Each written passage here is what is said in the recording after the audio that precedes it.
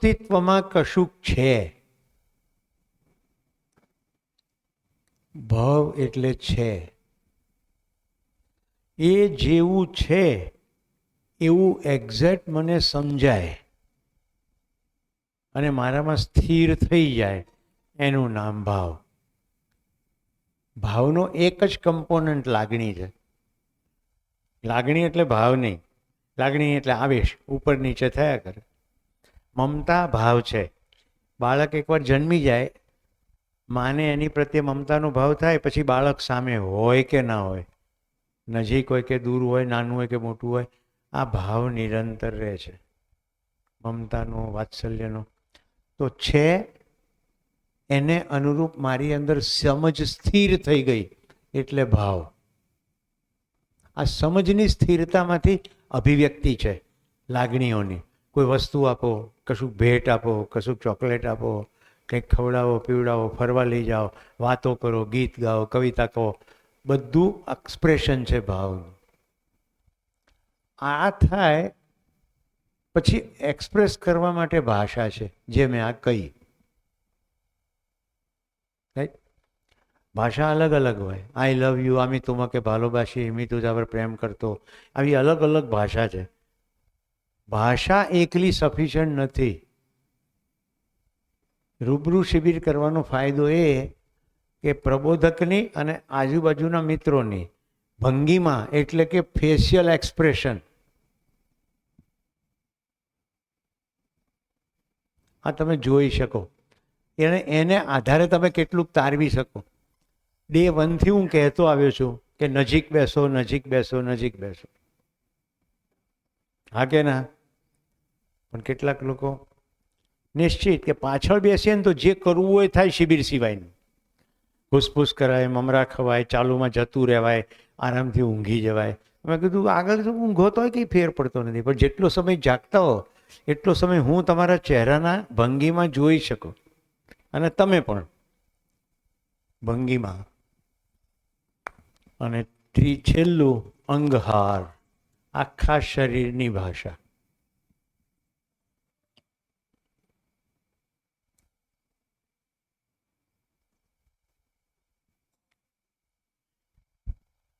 સંપ્રેષણા,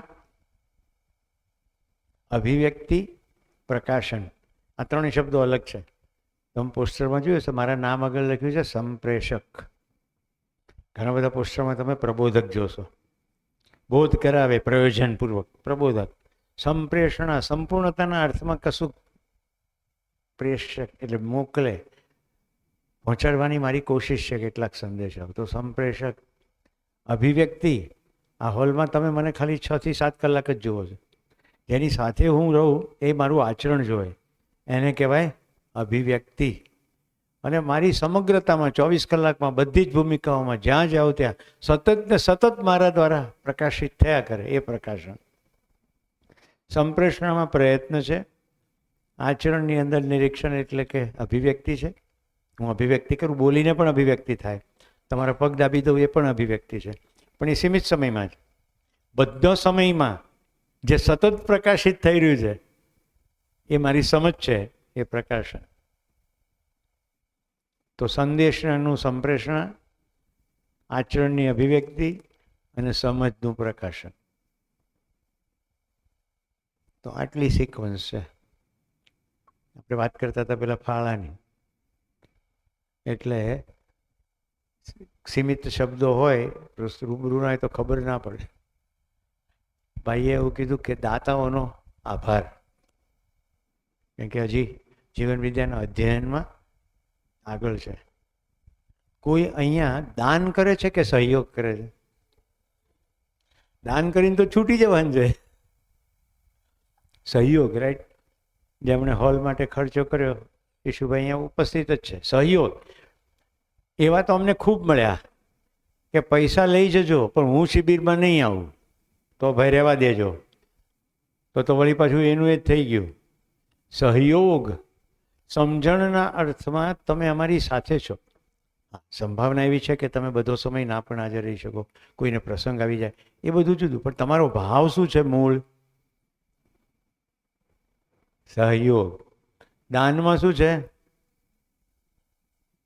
આપ્યું પછી છૂટી ગયા.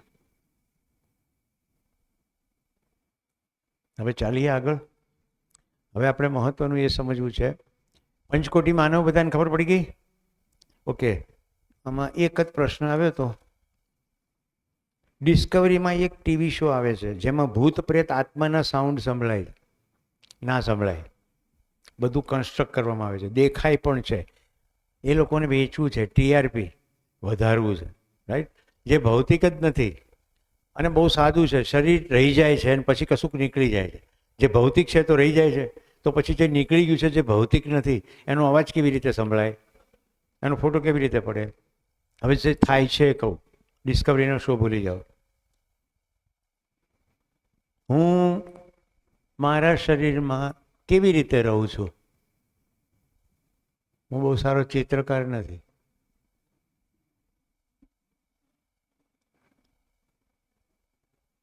આમાં શું છે, એક જ આકાર પકડીએ ને એટલે ગૂંચવાડા જ ના થાય.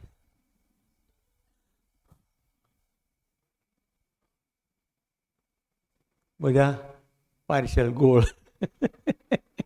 હીરબેનને મજા પડી ગઈ. કાકા કેવું બનાવે છે. પરમાણુનું સ્વરૂપ છે, હું શરીરની અંદર અત્યંત વેગથી આ રીતે પ્રત્યેક કોશિકા કોષ એમાંથી પસાર થઈને શરીરને ચલાવું છું. હવે તમે જોશો કે પ્રત્યેક કોષમાંથી પસાર થવાનું છે, એટલે જે ચામડીનો છેલ્લો કોષ છે એનાથી થોડેક બહાર સુધી, એટલે કે આખા શરીરનો એક પુંજ તૈયાર થાય.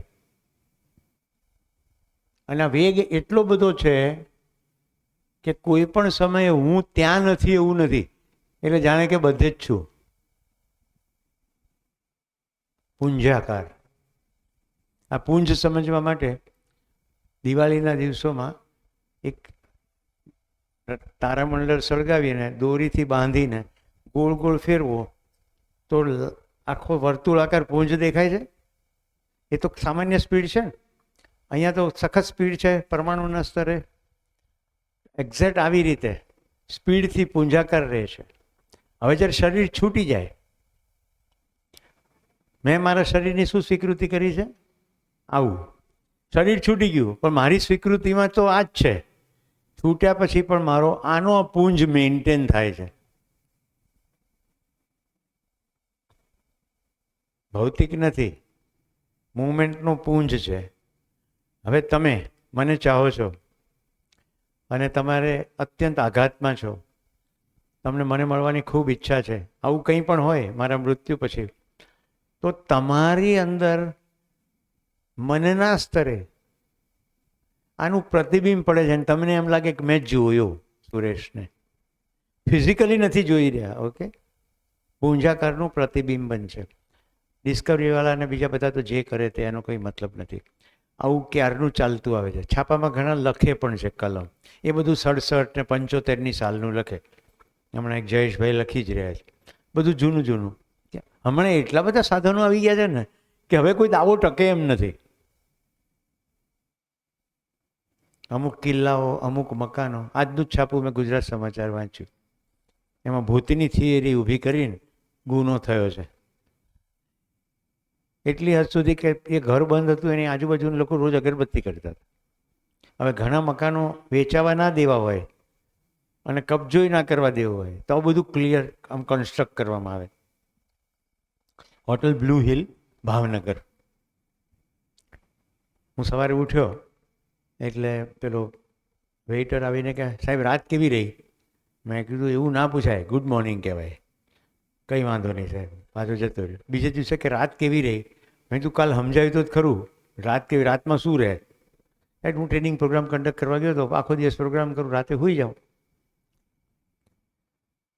એટલે એનો ચહેરો થોડો બદલાયો. એટલે મેં કીધું જે છે એ કહી દે. તો કે અહીંયા મામો થાય છે અને રાત્રે બાણામાં ટકોરા મારે છે, એટલે તમને રાત્રે ઊંઘ બગડી તો નથી ને?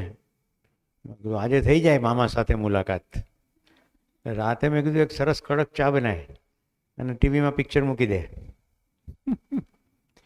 હું રાતે 2 વાગ્યા સુધી પિક્ચર જોયું, કોઈ મામો ટકોરો મારવા આવ્યો નહીં. આ નામ સાથે એટલે કહું છું, કોઈ ભાવનગર ન હોય તો એને કનેક્શન બેસે. હોટલ બ્લુ હિલની સામે એક નાનકડો ઓટલો, એની ઉપર લખેલું જય મામાદેવ, અને બાજુમાં તગારું, એમાં નીચે પાછું પાટિયું માર્યું હતું પૂંઠાનું સાદું, કે મામાને બીડી ધરાવવી નહીં. આ હું તમને શેર કરી રહ્યો છું 2002, 3, 4ની વાત. પછી આ 15માં શિબિર ચલાવવા જવાનું થયું સોમભાઈને લઈને, એટલે મને ક્યુરિયોસિટી હતી કે ત્યાં જઈને જોઈ આવું હવે શું હાલત છે. ત્યાં ટ્રાફિકનો પોઈન્ટ છે, આરસ પાણીની છતવાળું મંદિર છે, પાણીની પરબ છે, અન્નક્ષેત્ર છે, અને જય મામાદેવ એવું મોટું પાટિયું છે. ત્યાં 2 ટાઈમ આરતી થાય છે. અને હવે તગારું નહીં, ઘણી બધી બીડીઓ પડી હતી ઘણી બધી જગ્યાએ. કશું દેખાય નહીં, બધું તીકડમ છે. રાત્રે કબ્રસ્તાનમાં કબર ઉપર આખી રાત સૂઈને જોઈ લીધું કે નીચેથી કોઈ અવાજ કરે છે કે બહાર લાગે છે, ભાઈ ઊભો થા. જે મટીરિયલ છે, પદાર્થ છે, એ તો અહીંયા રહી ગયો. જીવને તો શરીર છોડી દીધું. પછી કોઈ ભૌતિક રાસાયણિક ક્રિયા નથી. પણ માન્યતા કેટલી જટિલ છે. સેવા રૂરલ ઝઘડિયા, ભરૂચની અંદર આઈપી મિશનની જૂની સ્કૂલ, અને હું જરા થોડો વધારે પડતો સેવાભાવી, એટલે મેં કહ્યું કે મારા માટે કંઈ વિશેષ સગવડ કરવાની જરૂર નથી, તમારું જ્યાં પ્રોગ્રામ છે એ જ જગ્યાએ રહેવાનું હોય ત્યાં જઈને હું સૂઈ જઈશ, કારણ કે ઝઘડિયા દૂર છે. ભરૂચમાં આઈપી મિશનની સ્કૂલમાં પ્રોગ્રામ, એના હોલમાં. તમારી જાણ માટે સેવા રૂરલ એટલે અનિલભાઈ અને લતાબેન દેસાઈ નામનું એક કપલ અમેરિકાથી આવી ગયું. સ્વામી વિવેકાનંદજીના ઉપદેશને આધારે ગ્રામીણ ક્ષેત્રમાં ખૂબ સારું કામ કરે, બહેનોને ગૃહ ઉદ્યોગ, શિક્ષણ વગેરે. હું ગયો આઈપી મિશનમાં, ભરૂચ ટ્રેનમાંથી ઉતરીને રાતે પહોંચ્યો. આ કોઈ 20 સાલ બાદ જોયું છે પિક્ચર? વડીલોએ તો જોયું જ હશે. ફાનસ હાથમાં લઈને અંધારામાં ડોસો આવે. અહીંયાનો ડોસો તો આખા ચહેરા ઉપર જુદા જુદા ઢીમચાવાળો, અત્યંત કદરૂપો. એણે મારું દરવાજો ખોલ્યો ડેલીનો. આખું ચર્ચ કાળું, ચર્ચનો ભોજન ખંડ કાળો, ટેબલ કાળું, ખુરશી કાળી. મારું થાળી ઢાંકી રાખી હતી. એટલે મેં એ વખતે વિચાર કર્યો કે મેં ખોટો નિર્ણય લીધો કે મારી સેવાની કોઈ જરૂર નથી, હું જાતે જમીન હોઈ જઈશ. એનીવે પછી એ મને લઈ ગયો ઉતારે. ઉતારો એટલે શું? જૂનું ચર્ચ હતું, એટલે એ વખતે જે કંઈ પાદરીઓ રહેતા હોય એની હોસ્ટેલ હતી. એણે તાળું ખોલ્યું, પછી પરસાળ હતી, એમાં એટલા બધા કરોળિયાના જાળા મોઢા ઉપર ચોંટ્યા, અને બારણું ખોલીને એણે થોડો પલંગ બલંગ ઝાપટ્યો. મેં કહ્યું તેમ લાઇટ નહોતી, બધું ફાનસના જોડે થયું. બારણું કાળું, દિવાલ કાળી, પલંગ કાળો, ચાદર કાળી, બારીઓ કાળી, સળિયાએ કાળા, અને આટલું ધૂળ ને કરોળિયાવાળું. એ ઝાપટીને ભાઈ ગયો, અને રાતના 10 થઈ ગયા. તમે સુવાની કોશિશ કરી પણ મને ઊંઘ ના આવી. એટલે મેં મારી જાતને પ્રશ્ન પૂછ્યો, સુરેશ, શું તને ભૂતની બીક લાગે છે? અંધારાની બીક લાગે છે? શું થઈ રહ્યું છે? ભૂતથી હું ડરતો નથી, એટલે મને ભૂતનું બીક નથી લાગતી, અવાવરું છે, સ્વીકારી લીધું. પણ ઊંઘ નથી આવતી, હકીકત છે. એમાં પાછી 20 સાલ બાદ એટલે બારી આમ કિચુડ કિચુડ થાય. એટલે ટ્રેનિંગ મટીરિયલ હું જે લાવ્યો હતો, ના છૂટકે એમાંથી મેં 2-3 નોટો લઈને એનો ડૂચો બનાવીને એમાં ફિટ કર્યો. મેં કીધું કાલે બીજી ઝેરોક્સ કઢાવી લઈશું. શિક્ષકો છો ને તમે, એટલે આટલું ડિટેલમાં કહું છું, એટલે તમને ખબર પડી કે એક શિક્ષકનું કર્તવ્ય કેવું હોય.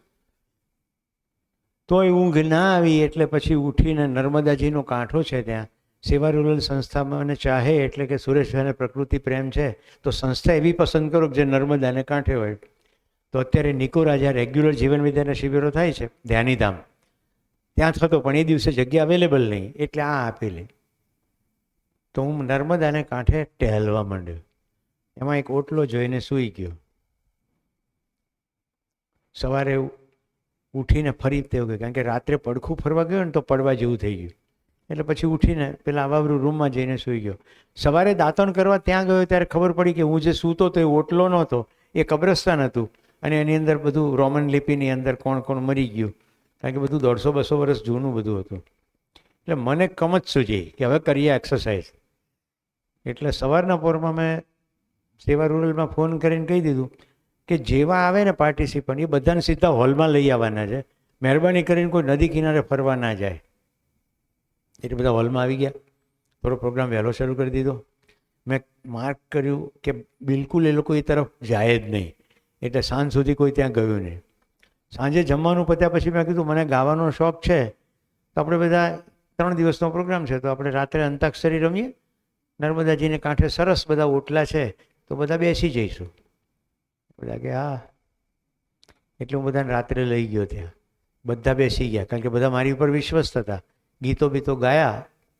11-1 વાગ્યા એટલે મેં કીધું હવે આપણે જઈએ પણ તમે જરાક ટોર્ચ કરીને જોઈ લો, મોબાઈલમાં ટોર્ચ કે કોઈનું કશું ફોન બોન વસ્તુ રહી નથી જતું ને.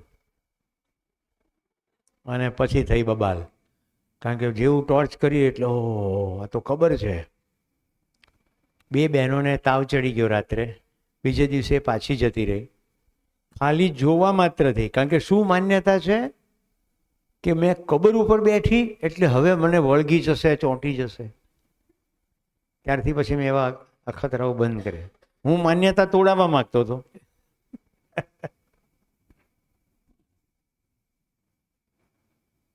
સારંગપુર મંદિરના પૂજારી અને હું મહેમાન હતો, રવિભાઈ જોશી.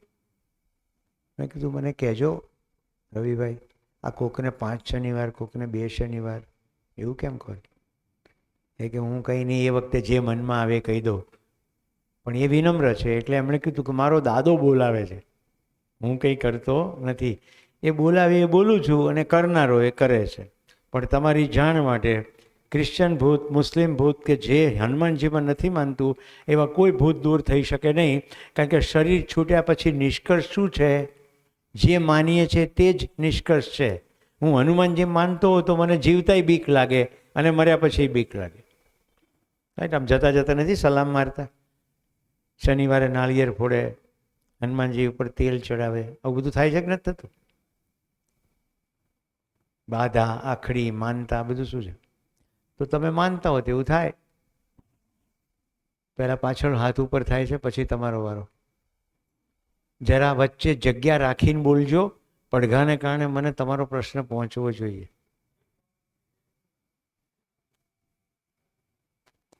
મહેરબાની કરીને આપણે વિવાદ નહીં કરીએ. મેં જે તમારી સામે મૂક્યું છે એને તમારે તપાસવાનું. જી નમસ્કાર. નમસ્કાર. એક ફોબિયો એક શબ્દ આવે છે. ફોબિયાથી ઘણા માણસોને ડર લાગે છે. એ વસ્તુ શું છે એક? અને બીજું કે હમણાં તમે કહ્યું એટલે ઘણી બાબતો ક્લિયર થઈ, પણ એમાં ભૂત પલિતમાં આપણે જાણવા માટે જ ખાલી પ્રશ્ન છે. કેટલાક ડરે છે તો એનામાં ફેરફાર થઈ જાય છે, એની શરીરમાં વિકૃતિ આવે છે. અને તો એનું કારણ શું? એક માણસ ડરતો નથી તો કશું તો નથી. એક માણસ ડરે છે તો એના શરીરમાં વિકૃતિ આવે છે, તો શરીરમાં કયા પ્રકારના ફેરફારો થાય છે? અને આ ફોબિયા વિશે થોડીક જાણકારી આપશો. ફોબિયા એક સ્થિતિ છે જે બીમારી છે, અથવા એટલા બધા લક્ષણો ફોબિયા ન હોય તો એને બીમારી કહેવાય. સામાન્ય ફોબિયા દૂર કરી શકાય. દાખલા તરીકે લોકોફોબિયા. લોકો તાળું માર્યું કે નહીં એવું એટલી હદે ચેક કરે કે તાળું ચેક કરીને ગાડીમાં બેસી ગયા, પાછા ઉતરે, પાછું તાળું ખેંચી આવે. કેટલાય આવું જોયું છે. તો આ કોઈ બહુ તકલીફવાળી વાત નથી. 2-3 વાર તાળું ખેંચે, ચાલે. પાણીનો ફોબિયા હોય, હાઇટનો ફોબિયા હોય. હાઇટનો ફોબિયા તમે મારી સાથે પહાડમાં હો તો 3 મિનિટમાં દૂર કરી દો, 3 જ મિનિટ. ફોબિયા એક સ્વીકારેલી સ્થિતિ છે કે મને આનો ડર લાગે છે. આ સ્વીકૃતિ દૂર થઈ જાય, ઇટ્સ લાઈક એ પ્રોગ્રામ, એ અંદર ફિટ થઈ ગયો છે. અહીંની દર્શનની ભાષામાં ચિત્રણ, એક માન્યતા. આ ફોબિયાનો જવાબ થઈ ગયો. બીજું, અગાઉના સત્રમાં મેં કહ્યું કે જેનું મન નિર્બળ છે, જેને ડર લાગ્યા કરે છે કે કોઈ ઘૂસી જશે તો, અને કોઈ ઘૂસવા તત્પર છે તે ઘૂસી શકે. ઘૂસ્યા પછી આ જ શરીરને ચલાવે છે. જે મૂળ જીવન છે સાઈડમાં રહી જાય છે. એટલે આ શરીરનો ઉપયોગ કરીને અવાજ બદલાઈ જાય, ચહેરો થોડો આગો પાછો થઈ જાય, એનું મૂવમેન્ટ બદલાઈ જાય, આવું બધું થાય. સાવ નિર્બળ લાગતી વ્યક્તિ એ જ શરીરની મદદથી ભારે વસ્તુ ઉપાડી લે અને પછી પેલું જતું રહે અંદરથી જીવન. ત્યાર પછી એનું શરીર ભયાનક રીતે દુખે કારણ કે એને એની કેપેસિટીની બહાર ઉપાડી લીધું હોય, આવું થાય. તો ફોબિયા અલગ છે. સિઝોફેનિયા પણ બીમારી છે. આ બધું વળગાડ એ પણ જુદી વસ્તુ છે. ઓકે, અહીંયા પણ પ્રશ્ન માની લીધેલો અનનોનની નોન છે. જેમ કે હાઇટનો ફિયર છે, તો હાઇટ ઉપરથી હું પડી જઈશ. થાય પછી ખ્યાલ આવે કે મને શાનો ફિયર છે, પાણીનો છે, આગનો છે, પણ શરૂઆતમાં અનનોન ફિયર હોય. હવે બીજી મારો પ્રશ્ન એ નથી, મારો પ્રશ્ન એ છે કે જે આત્મા અંદર દાખલ થાય બોડીમાં, આત્માની જીવન જીવન, એ લાભ પણ કરી શકે ને? દેવ પુરુષ હોય તો લાભ પણ કરી શકે ને? શું કે લાભ પણ કરી શકે ને? જેની બોડીમાં દાખલ થાય ને લાભ પણ કરી શકે. શું લાભ કરે? ઘણા પ્રાર્થના નથી કરતા ભગવાન મને મદદ કરો આ રીતે. મને લાભ કંઈ સમજાતો નથી, કારણ કે જે સમજદાર જીવન છે એ બીજા કોઈ શરીર ઉપર કબજો કરવાની કોશિશ કરશે નહીં, કારણ કે એને ખબર છે કે કોઈને સ્વતંત્રતા સિવાય કશું મંજૂર નથી, એટલે કોઈ ઇન્ટરવેન્શન નહીં કરે. ડાયો માણસ જીવતે જીવત બી કોઈની જિંદગીમાં ડખો નહીં કરે, અને સહેજ વધારે સમજણ પડી તો બિનજરૂરી સલાહ પણ નહીં આપે, કારણ કે એને ખબર પડી ગઈ કે માગ્યા વગર આપવાની સલાહનો પણ કંઈ અસર નથી, ઉર્જાનો વ્યય છે. એટલે લાભ શું કરે? સારા જીવનની વાત કરું છું, સારા જીવનની વાત કરું છું. સારો પણ શું લાભ શું કરે? ના, હું એ પૂછું છું કે લાભ કરે નહીં કરે. અને અહીંયા જે પ્રિયહિત લાભના અર્થમાં છે તેવું કરે.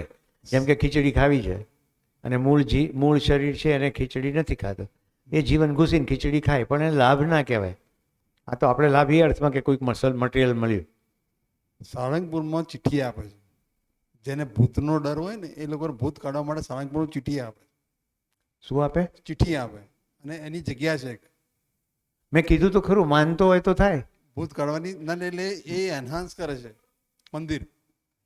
મેં એક લીટીમાં કહી દીધું, એ જ ભૂત નીકળશે, એ જ ભૂત નીકળશે જે પહેલેથી શરીર છોડતા પહેલા એવી બધી વસ્તુથી ડરતું હોય. ચિઠ્ઠી, બાટલામાં પૂરી દઈશ, માર પડશે, વગેરે વગેરે. પણ એ લોકો સપોર્ટ કરે છે એની વાત કરું છું. ભાઈ 10માંથી 8 કેસમાં ભૂત હોતું નથી.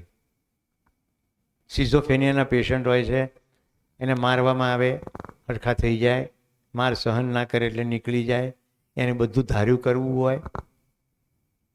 ચલો મારા ઘરની જ વાત કરી દઉં એટલે સિમ્પલ થઈ જાય ને. મારા મોટા બાપુની દીકરી ચંપા, એના સસરા ગુજરી ગયા અને ચંપાના શરીરમાં આવવા માંડે, કારણ કે એની સાસુ એનું લોહી પીવે. એટલે જ્યારે એની સાસુ બહુ લોહી પીવે ને એટલે તરત ચંપાના શરીરમાં સસરાવાને પાછા કે હું ક્યાંય ગયો નથી, અહીંયા જ છું. કારણ શું? એ સસરા એટલો બધો એનો પક્ષ લેતા હતા. ચંપા નિર્દોષ છે, એના શરીરમાં કોઈ આવતું નથી, પણ એના મનની અંદર એટલી સ્વીકૃતિ છે કે જો બાપુજી અત્યારે બેઠા હોત તો મારું રક્ષણ કરતા હોત. હવે અભાનપણે એ એવી રીતે વર્તવા લાગે. કોઈ ભૂત નથી આવતું અંદર, કોઈ પ્રવેશતું નથી, એ પોતે જ બોલે છે, પણ એને બી ખબર નથી કે હું બોલું છું. કેટલા લોકોને એવો અનુભવ છે કે અભાનપણે આપણે વસ્તુ ક્યાંક મૂકી દઈએ અને પછી ભૂલી જઈએ છીએ. અભાનપણે થઈ રહ્યું છે, રાઈટ? હોશમાં નથી, થઈ જાય. ઘણીવાર ઘરેથી નીકળ્યો કે 4 વસ્તુ લેવાની છે, 3 લીધી ને પછી 1 રહી જાય. આવું થાય છે કે નથી થતું? ઘણીવાર તો એવું થાય કે પહોંચી ગયા પછી વિચાર્યું કે શું લેવા આવ્યો તો અહીંયા. એવું કેટલું અભાનપણે થતું હોય છે. પરફેક્ટ. ચશ્મા ચડાવીને પછી ગોત્યા કરીએ. કાખમાં છોકરું ગોતે ગામમાં, એવી કહેવત છે. ઓકે, જેટલું ચાલ્યું છે એના વિશે કોઈ પ્રશ્ન હોય તો કહો, નહીં તો આપણે આગળ ચાલીએ. પછી ભૂત છે એ ઘણા બધા માને છે, છે કે નહીં? ભૂત છે કે નહીં? તો આગલા સત્રમાં ક્યાં હતા? ના એમની ભૂત, પ્રેત, ડાકણ, બ્રહ્મ રાક્ષસ બધું કીધું નહીં? હું પોતે નથી માનતો. તમે ભલે ના માનો, તમારે જીવતે જીવત હમણાં ખાલી કાલથી પોતાનું ઓબ્ઝર્વેશન કરવા માંડો. એક સ્થિતિ પહોંચશો ત્યારે તમને લાગશે હું સતત છું. જો તમે સતત છો તો શરીર ગયા પછી જે છો એ રહેવાના, એટલી જ વાત છે અહીંયા. જીવતે જીવત જો સમજાય સ્વ તો ભૂત સમજાય.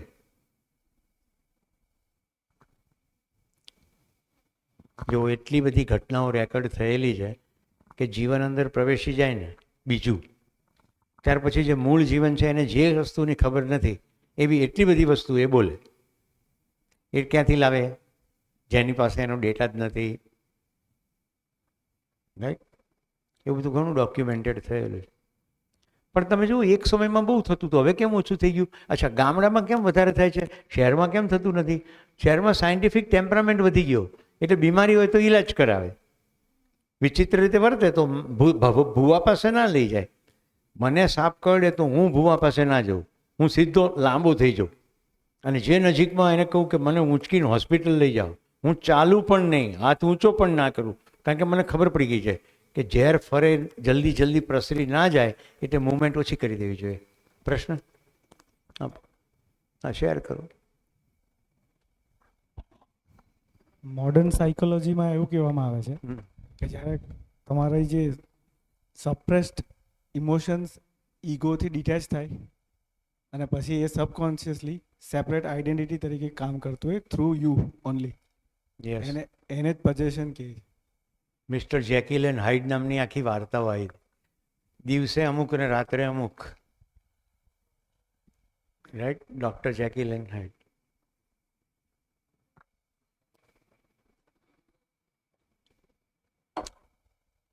તમને ભૂત પ્રેતમાં કેટલો રસ પડી જાય છે? જીવતા જીવનમાં રસ નથી, મર્યા પછીનો એટલો બધો રસ છે. જે થવું હશે થશે, પહેલા જીવવાનું તો હરખું કરીએ.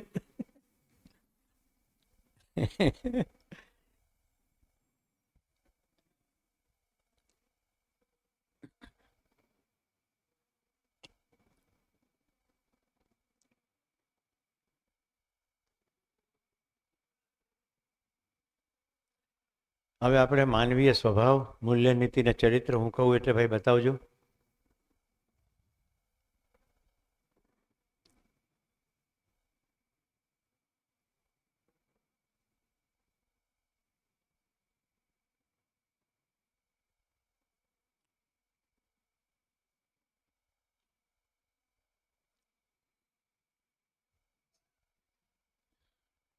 માનવીય સ્વભાવ. જો માનવીય સ્વભાવ કહું ત્યારે તમને એવું યાદ રહેવું જોઈએ કે શરીર આપણું માનવનું છે, પણ જ્યાં સુધી બધું જાણી ના લઈએ ત્યાં સુધી સંપૂર્ણ માનવ બનતા નથી. કારણ કે આપણે બધું જાણવાની ક્ષમતા છે. જેટલું જાણીએ છીએ એટલે પ્રમાણે વર્તીએ છીએ. સુવિધા વિશે જાણી લીધું, ટેકનોલોજી વિશે જાણી લીધું તો આપણે એ પ્રમાણે વર્તીએ છીએ. ટેકનોલોજી સાથે પણ વર્તીએ છીએ. સ્વયંને સંપૂર્ણ જાણી લીધું અને પછી બીજાને જાણવાનું સરળ થઈ ગયું તો હવે કેવી રીતે વર્તીશું? તો એ માનવીય સ્વભાવને 3 રીતે કહેવાય. સૌથી પહેલું ધીરતા. આપણે ધીરજ કોને કીધું? આજે આંબો આવ્યો હોય તો કાલે કેરી ના આવે, આને આપણે ધીરજ કીધું. આંબો કેરી શું છે? આહાર. આપણી ઉપમા અને બધું કલ્પના પણ આહારની આજુબાજુ જ છે. ધીરજના ફળ મીઠા, ફળ ખાવાનું તરત તોડી લો તો ખાટા હોય. અહીંયા ધીરતા શું છે? ન્યાય પ્રત્યે નિષ્ઠા અને દ્રઢતા. હું ધીરતા સમજાવું છું. જો પ્રત્યેક વ્યક્તિ નિરંતર સુખી થવા ઈચ્છે છે, સમજણથી જ સુખી થઈ શકે છે. બધું જ સમજવાની ક્ષમતા લઈને પૃથ્વી પર આવે છે. જેટલું ધ્યાન દે છે તેટલું જ સમજે છે. તો જ્યાં સુધી તમે ન સમજો ત્યાં સુધી હું તમને સમજાવવાનો પ્રયત્ન કરતો જ રહું, એનું નામ ધીરતા.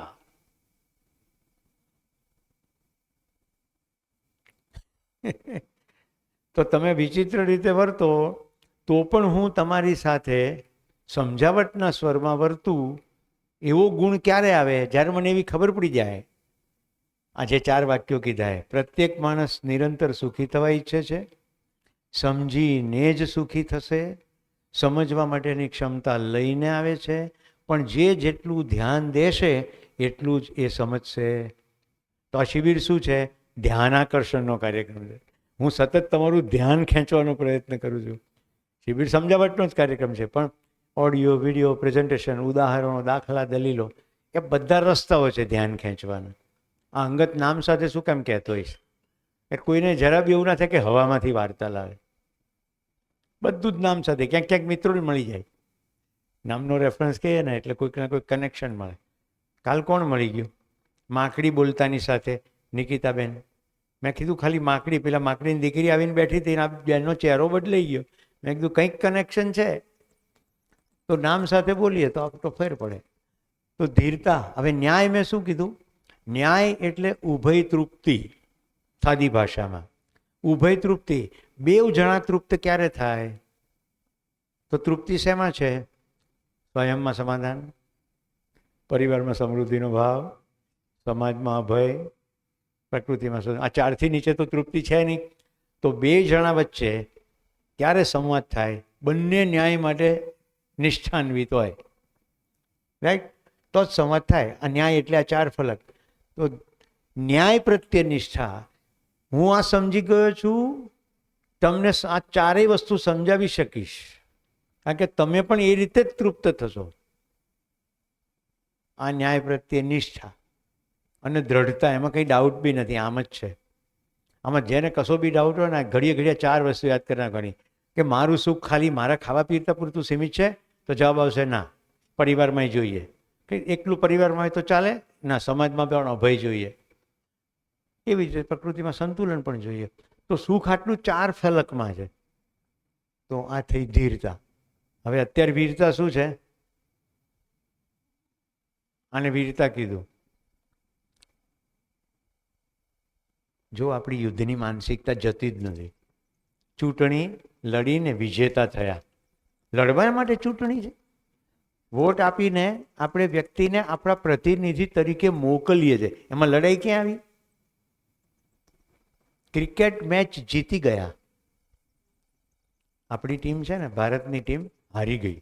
નરેન્દ્ર મોદી એમની પાસે ગયા તો ભાઈ રડવા માંડ્યા, એમને સાંત્વન આપવા ગયા. હવે એક દેશપ્રેમી તરીકે કહું, ભારતની ટીમ જીતે કે હારે, એ બે કેસમાં ભારત હારે છે. કારણ કે જે દેશની પ્રજાની મોટા ભાગની ઉર્જા, સમય અને પૈસા આવી રમત પાછળ હોય તો જે મહત્વનું છે બધું ચૂકાઈ જાય છે. એક વખત જ્યારે બરાક ઓબામા અમેરિકાના પ્રેસિડેન્ટ હતા ને, ત્યારે ટાઈમ મેગેઝિનમાં એમનો ઇન્ટરવ્યૂ હતો. એમાં એક સ્ટેટમેન્ટ હતું કે મેં મારા પીએને કહી રાખ્યું છે કે સચિન તેંડુલકર રમતો હોય ને ત્યારે મારું ધ્યાન ખેંચે. હું એ જોવા માગું છું એવું તે કેવું રમે છે કે ભારતના લોકો જે અમેરિકામાં રહે છે એને કારણે જે કામ થાય છે એ અમેરિકાની પ્રોડક્ટિવિટી ઘટી જાય છે એ દિવસે. એટલે ભારતીયો ત્યાં હોય તોય પાછા લાગેલા જ હોય ક્રિકેટમાં. પ્રોડક્ટિવિટી ઘટી કેવી રીતે જાય? ત્યાં ચાલુ ઓફિસમાં નથી જોવાતું, એટલે રજા લેવી પડે. એટલે રજાના figure on the spot desktop પર મળી જાય. કેટલા લોકોએ રજા લીધી? તો મોસ્ટ ઓફ ભારતીયો રજા લે સચિનને જોવા.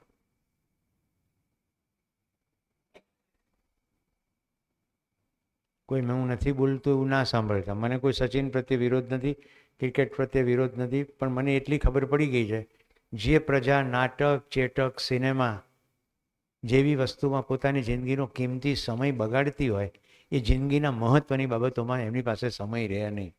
રમત હોવી જોઈએ, રમત સ્વાસ્થ્યના અર્થમાં જ, પણ મોટો સમય, પ્રોડક્ટિવ સમય. કાલ સવારે નોકરીએ જવાનું છે, પણ આઈપીએલ રાતના 11થી છે. તો બેન પખડ ચા બનાવો, ફાફડા થોડા નવા તળી કાઢો. આ તો 3-4 મિત્રો આવવાના છે, રાઈટ? અને પછી 1 વાગ્યા સુધી. તો બીજે દિવસે પ્રોડક્ટિવિટીમાં ફરક પડે કે ના પડે?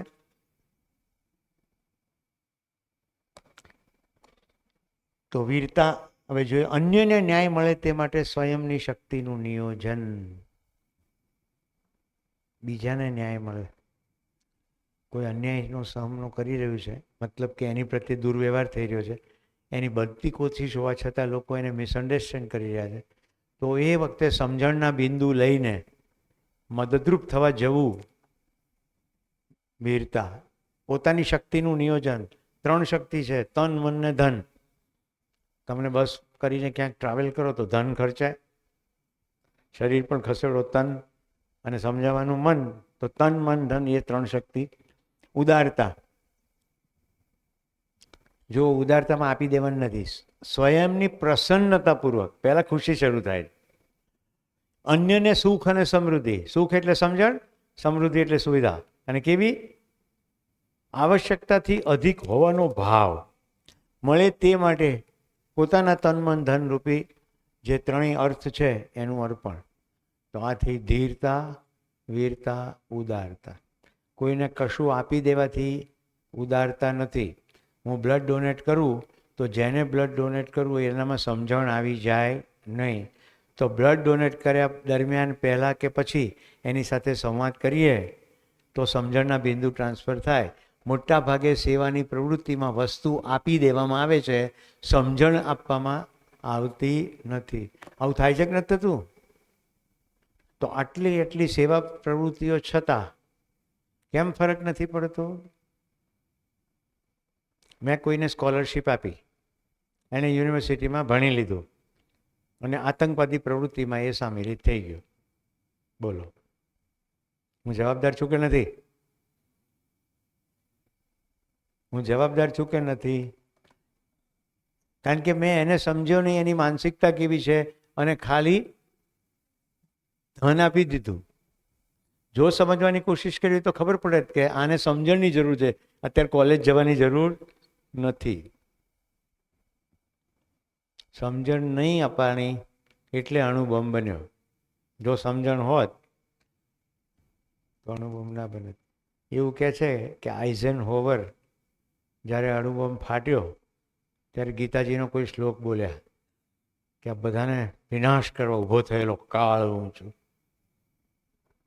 એવું એ બોલ્યા, એવું કહે છે, આપણને ખબર નથી, પણ એવું બોલ્યા પણ હોય તો તેથી શું? એ તબક્કે ખબર પડી કે હું જ કાળ થઈ ગયો, પછી તો પાછું તો વળી શકાય એવું છે નહીં. ઉદારતા ક્લિયર થઈ ગયું. ધીરતા, વીરતા, ઉદારતા. નેક્સ્ટ છે દયા, કૃપા, કરુણા.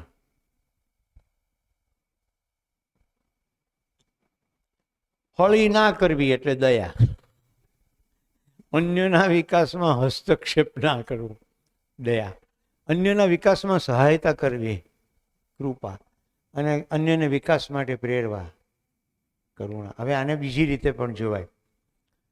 કોઈ વ્યક્તિ મથી રહી છે પણ એની પાસે સાધન નથી, પુસ્તક નથી, રાઈટ? જીવન વિદ્યાની શિબિરમાં આવવું છે પણ સંકોચ છે કે સહયોગ રાશિ પણ આપી શકાશે નહીં, તો એને એટલું સાધન આપી દેવું, એનું નામ દયા. સાધન છે પણ માહિતી નથી, સમજણ નથી કે આવું કંઈ હોઈ શકે, કૃપા.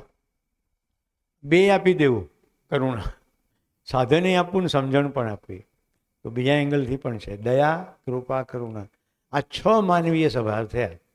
હવે પેલો ચાર્ટ યાદ કરો જેમાં લખ્યું હતું દીનતા, હીનતા, ક્રૂરતા.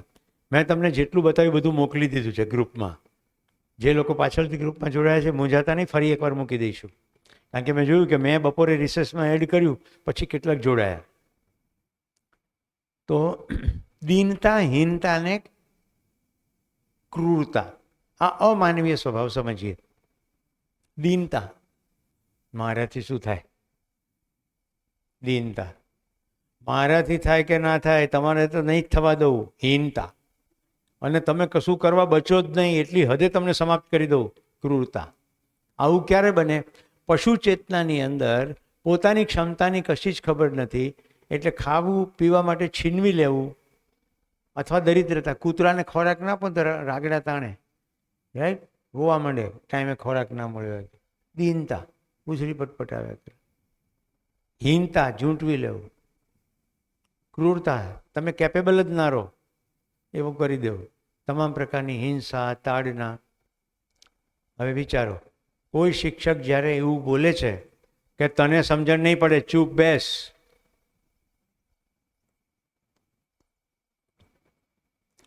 તો એ એની હીનતા, અને જો તાડન કરે તો ક્રૂરતા. બેયનું પ્રદર્શન છે. કારણ કે એ તો સમજવા માટે જ આવેલ છે. જે સમજવા માટે આવેલ છે એને સમજણના રસ્તેથી પાછા પાડી દેવા. હું ગયો તો 4થા ધોરણમાં પાવાગઢ પિકનિકમાં. ત્યાંથી મારી બહેન માટે એક આઈસ્ક્રીમનો કોન લાવ્યો, પ્લાસ્ટિક. મારે 3 નાની બહેનો. એ કોન કેવો હતો, આમ ઉપરથી ખોલો તો બોલ નીકળે, અને પછી થોડોક નીચેથી ખોલો તો કશું ના નીકળે, એટલે થોડું જાદુ જેવું લાગે. એ ઉંમરમાં સરસ લાગે. તો મેં મારી બહેનને તો રાજી કરી દીધી. પછી મને થયું કે નિશાળમાં બધા મિત્રોને રાજી કરવું એમ. મેં કશું કર્યું નહોતું, મારે ખિસ્સાની અંદર એ થોડું ઉપસેલું હતું. એટલે પીટી ટીચર આવ્યા અને અમને બધાને ઊભા રહ્યા કે ભાઈ આમ જોવે. મારા ખિસ્સામાં એવું ઉપસેલું છે એટલે કે સુરેશ શું છે, કાઢ. કાઢ્યું એટલે એમણે હાથમાં લઈ લીધું, અને કોઈને ખબર ના પડે પણ એમણે કઠણ બૂટ પહેર્યા હતા. મારા પગ ઉપર એમણે બૂટ મૂકી દીધા અને મારો હાથ એટલી જોરથી દબાયો કે હાડકું તૂટવાનું જ બાકી રહ્યું અને મને ખખડાયો. મિત્રો, તે દિવસથી ચોથા ધોરણથી એન્જિનિયરિંગના ચોથા વર્ષ સુધી વ્યાયામના નામે હું મીંડું હતો. મને એટલું બધું થઈ ગયું કે વ્યાયામ શિક્ષકો અત્યંત ક્રૂર છે, આ પ્રવૃત્તિ કરાય જ નહીં, વ્યાયામ શાળામાં જ નહીં જવાય, વગેરે વગેરે. પિતાજીના હુકમને કારણે એ ક્યાંક સવારે દોડવા જવાનું એટલે એટલું હું દોડવા જતો. ખ્યાલ આવે છે શિક્ષક શું કરી શકે છે? હવે હું જે શાળામાં ભણતો, સ્વામિનારાયણ સ્કૂલ, મણિનગર, અમદાવાદ, તો એક વર્ગની અંદર 6 વર્ગો ને 50 60 ભરેલા. તો વ્યાયામનો પીરિયડ આવે, 3-4 ક્લાસનો ભેગો પીરિયડ હોય, એટલે પાછળ ઊભો રહું. હવે સાહેબ આમ કસરત કરાવે, આમ, રાઈટ, અને હું આમ કસરત કરું. મને બિલકુલ યાદ છે, કારણ કે મારા બાલગોઠિયા હજી કેટલાક સંપર્કમાં, એ તું આમ કરતો હતો. કારણ કે મારે એમની સામે દેખાવું ના હોય, કસરત કરવી ના હોય, વિડ્રોલ સિમ્ટમ, એસ્કેપિઝમ, પાછળ જ રહેવું. એટલે હું સાવ દુબળો અને માયકાંગલો એન્જિનિયર થઈને બહાર પડ્યો. મારો શિક્ષક કોણ હતો એ તમને કહું. બાપાએ કીધું કે યુનિવર્સિટીમાંથી મેડલ લઈને સીધો રેલવે રિઝર્વેશન કાઉન્ટર પર જઈને ટિકિટ લેતો આવ્યો. એટલે હું ટિકિટ લેવા ગયો. આખી લાંબી લાઈન હતી. એ દિવસો રજિસ્ટરમાં નોંધણી કરવાના હતા. હું 82નો ગ્રેજ્યુએટ છું, 82 સિવિલ એન્જિનિયરિંગ. એટલે મારી નજર સામે લાઈનમાં ખૂબ હતા. કોઈ એજન્ટ આવ્યો અને ભરેલા ફોર્મનો થપ્પો કાઉન્ટર પર આપી દી. એટલે હું લાઈનમાંથી બહાર નીકળ્યો અને કાઉન્ટર પર જઈને કહ્યું, મનમાં હોય ને ગોલ્ડ મેડલ આવ્યો છે અને આપણે અહીંયા લાઈનમાં ક્યારના તપીએ છીએ.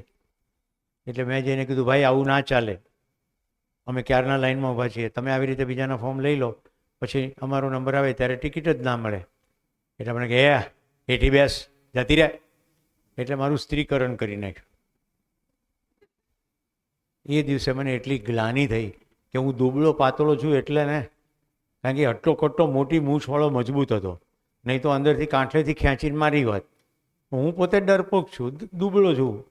એ જો મારી ઉપર પ્રહાર કરે તો મારું તો પૂર્ણ વિરામ થઈ જાય.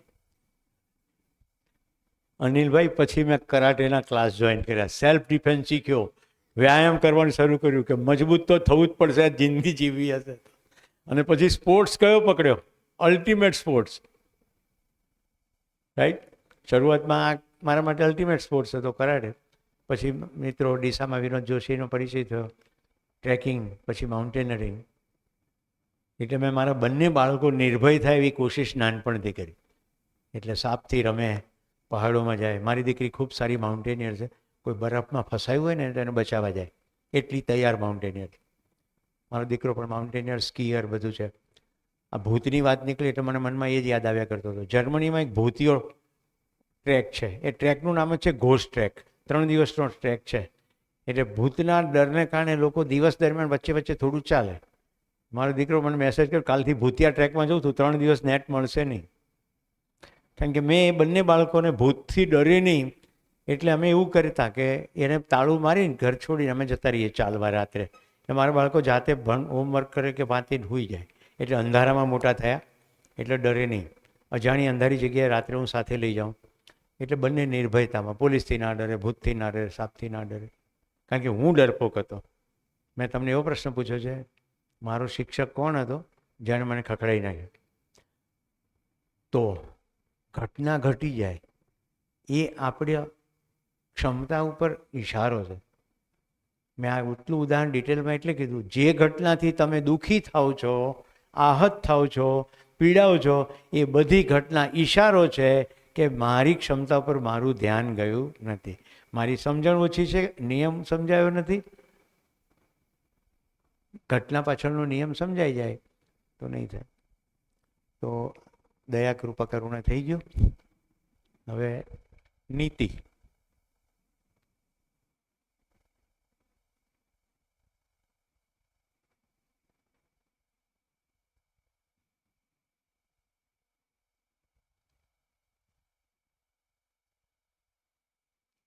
ઓકે, આપણે કામ કરીએ, પહેલાં આ લઈ લઈએ. મૂલ્ય, પછી નીતિ લઈશું. મૂલ્ય, નીતિ અને ચરિત્ર 3 વસ્તુ છે, એટલે પહેલા મૂલ્ય લઈ લઈએ.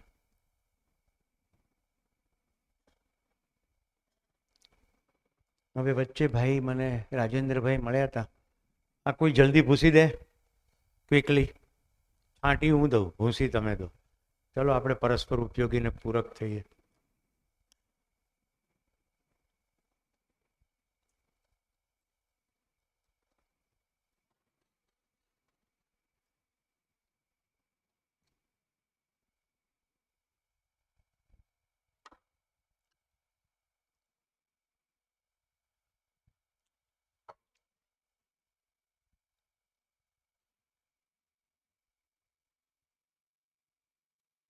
જો જેમના પુરાના દર્શનોનો અભ્યાસ છે કે શાસ્ત્રોનો અભ્યાસ છે, એમને સૌથી મોટી તકલીફ શું થાય છે કે કેટલુંક જે પહેલાં વાંચ્યું છે એનું સંપૂર્ણ સ્વીકૃતિ થઈ ગઈ છે, તો પછી કંઈ નવો પ્રસ્તાવ આવે ત્યારે તકલીફ પડે.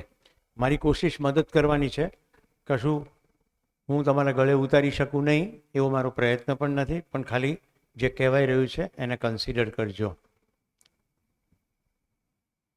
5 ક્રિયાઓમાં અહીંયા મેં કહ્યું ચિત્રણ, તુલન, વિશ્લેષણ, આસ્વાદન અને ચયન. હું પ્રત્યક્ષરે નિર્ણય લઉં છું એ તો ખબર પડી ગઈ, કાં તો કાર્યનું હોય કાં તો વ્યવહારનું હોય. હવે નિર્ણય લઉં છું કઈ રીતે?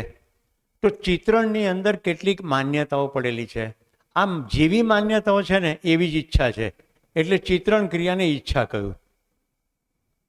સુખી થવાની ઈચ્છા માન્યતાના સ્વરૂપમાં પડેલી છે. જેમ કે સાધનથી સુખી થઈશ, ખાઈને સુખી થઈશ, પીને સુખી થઈશ, કશું કરીને સુખી થઈશ.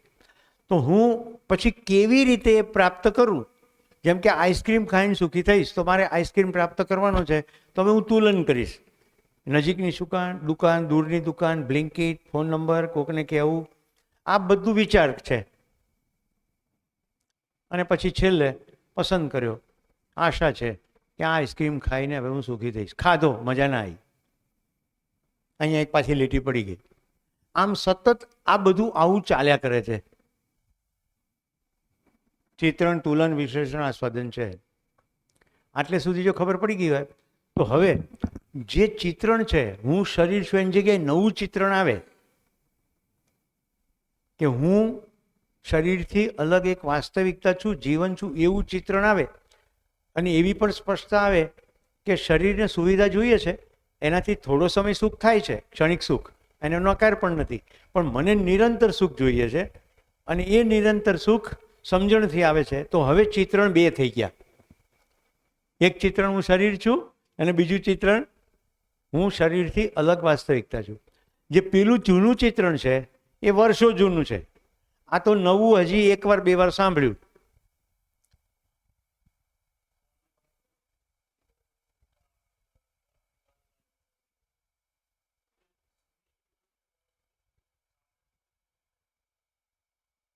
તમને વ્યાખ્યા સમજાઈ નથી, એટલે હવે આમાં જોઈએ, પછી સમય રહે તો ફરી કહું.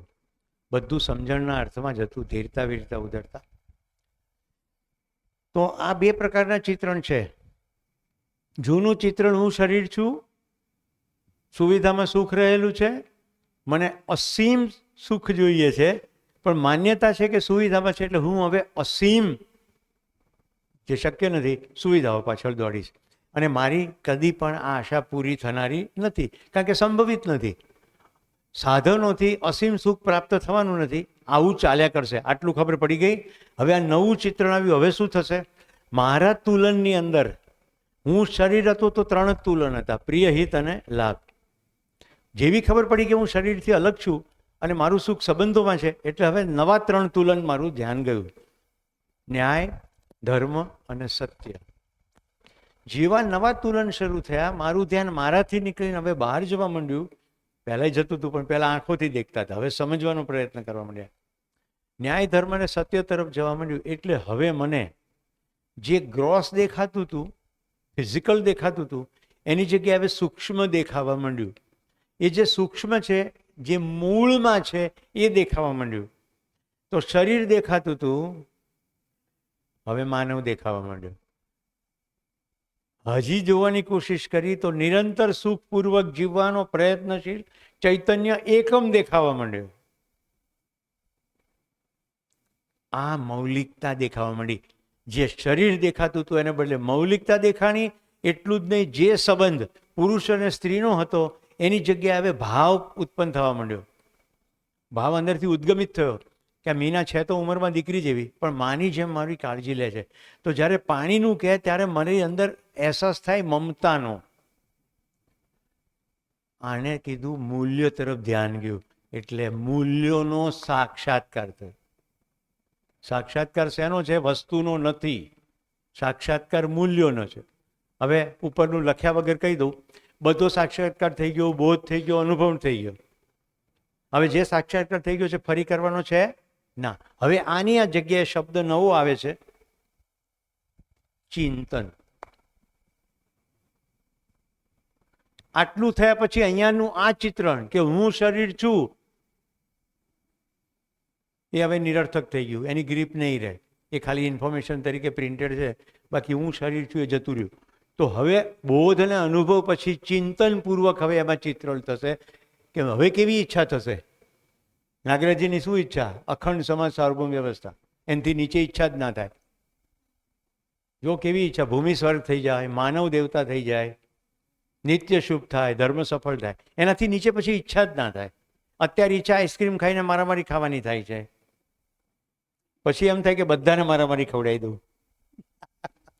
પછી બધાનો વિચાર આવે અખંડ સમાજ સાર્વભૌમ વ્યવસ્થા. એટલે રાજેન્દ્રભાઈ, તમારો જે મુદ્દો હતો તો સાક્ષાત્કાર મૂલ્યોને છે, વ્યવસ્થાનો બોધ છે, અને પછી સત્યનો અનુભવ છે. મેં સત્ય તમને બતાવી દીધું છે. વ્યાપક શૂન્યમાં તમામ એકમો સંપૃક્ત, એટલે ડૂબેલા, ભીંજાયેલા, ઘેરાયેલા, આ ત્રણેય માટે ભેગો શબ્દ છે સંપૃક્ત, જેના થકી બધું નિયમિત, નિયંત્રિત, સંચાલિત છે. એ સત્યનો પછી અનુભવ થાય. અત્યારે તમારી પાસે માહિતી છે, એની પછી નિરંતર અનુભૂતિ થયા કરે, એને અનુભવ કયો. તો એટલું કહેવાનું. તો હવે આપણે મૂલ્યો જોઈએ. જો મેં મૂલ્યમાં જતા પહેલાં મૂળ સમજાવ્યું ને, માણસનું શરીર દેખાય તો શું થાય? અડધો અડધ પુરુષો, બાકીના બધા સ્ત્રીઓ. એના મૂળમાં કહે કે નહીં, પુરુષ અને સ્ત્રી તો શરીર છે, બંને જીવન છે. એક પુરુષ શરીર ચલાવે, એક સ્ત્રી શરીર ચલાવે. જીવન સ્વરૂપ છે, કલ્પનાશીલતા છે, કર્મ સ્વતંત્રતા છે, એમાંય પૂર્ણતાની પ્યાસ છે, નિરંતર સુખી થવાનો પ્રયત્ન છે. પણ કારણ કે પૂરી સમજણ નથી એટલે આવી રીતે વર્તે છે, એવું આપણી અંદર ખબર પડવા માંડે. તો આપણી પોતાની અંદર કોઈક મૂલ્યની સ્પષ્ટતા થાય એને કીધું સ્થિતિ મૂલ્ય અથવા સ્થાપિત મૂલ્ય, અને એ બહાર પ્રગટ થાય એને કહેવાય ગતિ મૂલ્ય અથવા શિષ્ટ મૂલ્ય. આપણે થોડાક મૂલ્યો જોઈએ. આ દરેક મૂલ્યો પર અધ્યયન બિંદુની અંદર ખૂબ ડિટેલિંગ થાય, પણ તમારી જિજ્ઞાસા જોતા મેં આ સ્લાઇડ મૂકી છે એટલે થોડું વધારે સારી રીતે થશે. કુલ આટલા 30 મૂલ્યો છે. હવે 1 બાય 1 સ્લાઇડ ઊંધી ચલાવું છું એટલે તમને મારે જે કહેવું છે કહી શકું. સૌથી પહેલાં કયા મૂલ્યોનું વહન થાય? જેની પાસે જે હોય તે આપી શકે. મારી અંદર ગ્રેટિટ્યૂડનું મૂલ્ય, કૃતજ્ઞતાનું મૂલ્ય, થેન્કફુલનેસનું મૂલ્ય છે, તો ડગલે ને પગલે મારી અંદરથી થેન્કફુલનેસ જ પ્રગટ થયા કરશે. છે તો બહાર પ્રગટ થાય. ઓકે, હવે જુઓ, સ્વયંમાં જીવન મૂલ્ય 4 અને માનવ મૂલ્ય 6. એટલે હું જ્યારે મારો વિચાર કરું ત્યારે સુખ, શાંતિ, સંતોષ, આનંદ, અને સમગ્ર માનવ જાતનો વિચાર કરું ત્યારે ધીરતા, વીરતા, ઉદારતા, દયા, કૃપા, કરુણા. કારણ કે હું એકલો નથી ને. જીવન સ્વરૂપમાં શરીર ના હોય તો પણ સુખ, શાંતિ, સંતોષ, આનંદ મને જોઈએ છે જ. આ દેવ ચેતના, દિવ્ય ચેતના કે દેવ માનવ, દિવ્ય માનવની વાત કરી તો શરીર છૂટ્યા પછી કેમ કામ કરે? કારણ કે સુખ, શાંતિ, સંતોષ, આનંદ એ તો છે જ જરૂરિયાત. એ જીવનનું મૂલ્ય છે, શરીરનું નહીં. એટલે શરીર ના હોય તો પણ એ મૂલ્યનું પ્રગટન કરવા માટેનો પ્રયત્ન કરે. ઓકે, હવે શરીર આવી ગયું તો મારે બીજાની સાથે કામ પાડવાનું છે, એટલે ધીરતા, વીરતા, ઉદારતા, દયા, કૃપા, કરુણા. હવે સંબંધોમાં મૂલ્ય જુઓ, જે મેં હમણાં વાત કરી, સ્થાપિત મૂલ્ય અને શિષ્ટ મૂલ્ય.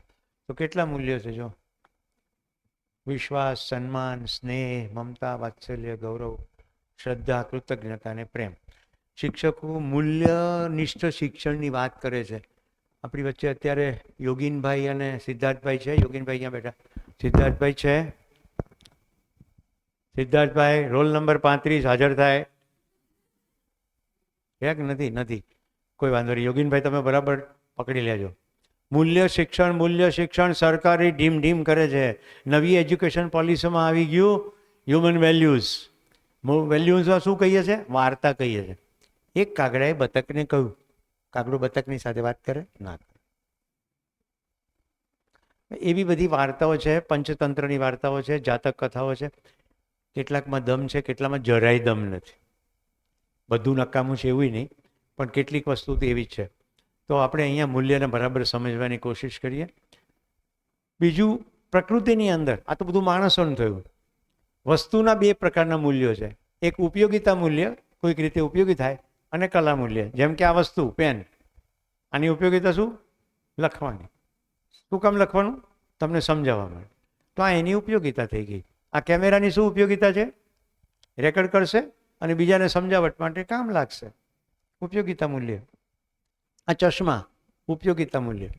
પણ હવે કલા મૂલ્ય કરીએ તો ચશ્માની ઉપર મોરલા નાચે, ફ્રેમવાળી ગોલ્ડની બનાવીએ, એમાં 2-3 હીરા ટાંકીએ.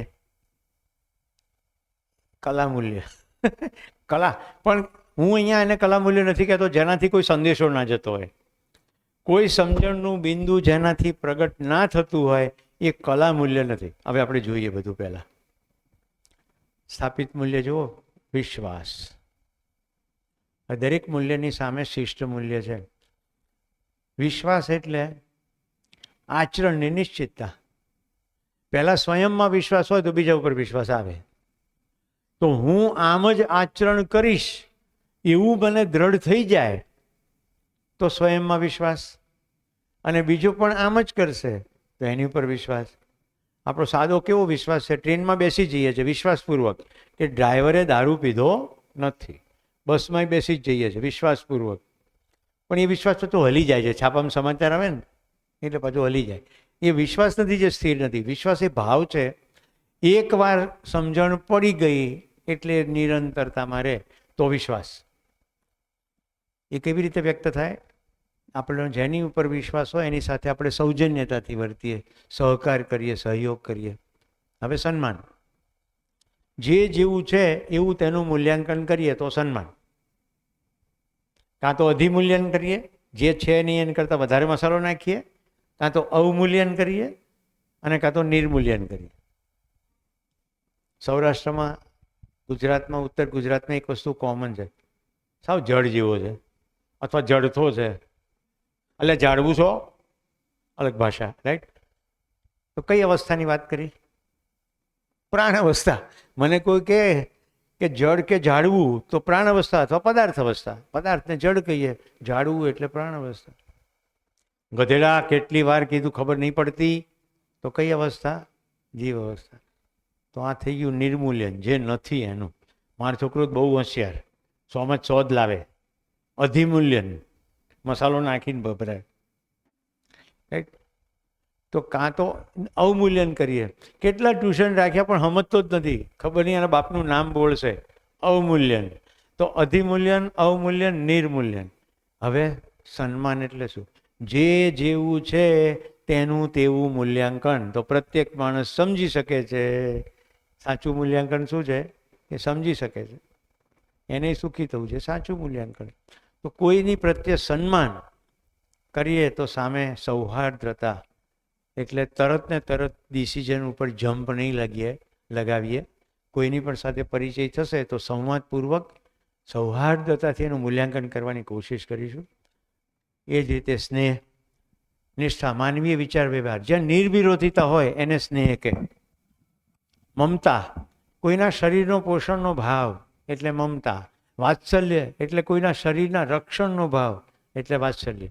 આની આ વસ્તુ હવે જીવન સ્વરૂપમાં કરીએ તો મમતા એટલે કોઈને જ્ઞાનનું પોષણ કરીએ તો મમતા, રાઈટ? કોઈ ભ્રમમાં જાય એવું લાગતું હોય અને એને વારીએ, એ રહેવા દે ભાઈ, તો એ પણ જ્ઞાનના સંદર્ભમાં વાત્સલ્ય. તો શરીર સંદર્ભમાં પણ મમતા, જ્ઞાનના સંદર્ભમાં પણ મમતા.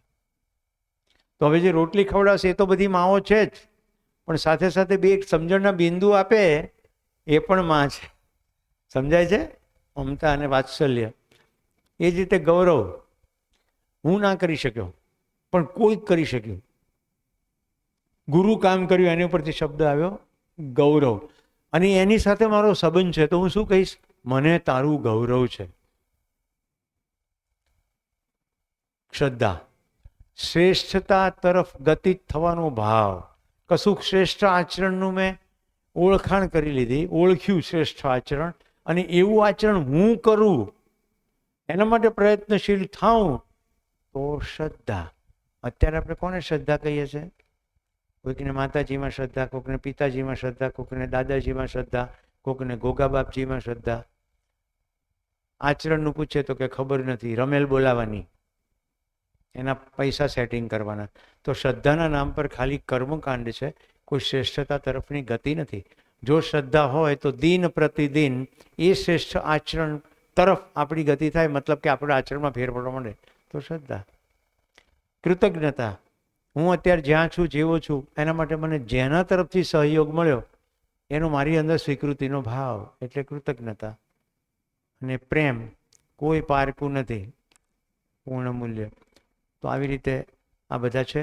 હવે મેં તો ક્વિકલી તમને બધા એટલા માટે કહી દીધા કે તમને ખ્યાલ રહે. હવે એક એક જોઈએ.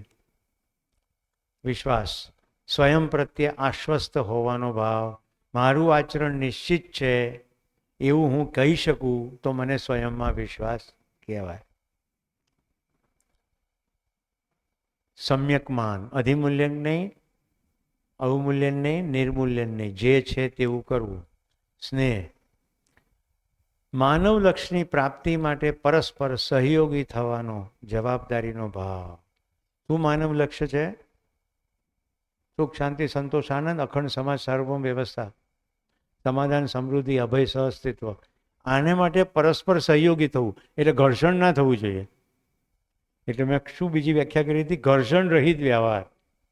એટલે તમે મારે ઘરે આવો, હું તમને ચા પીવડાવું, પછી હું તમારે ઘરે આવું, તમે મને કોફી પીવડાવો, કોઈ પ્રકારની ખટપટ ના થાય તો આપણે કહીએ સ્નેહ છે.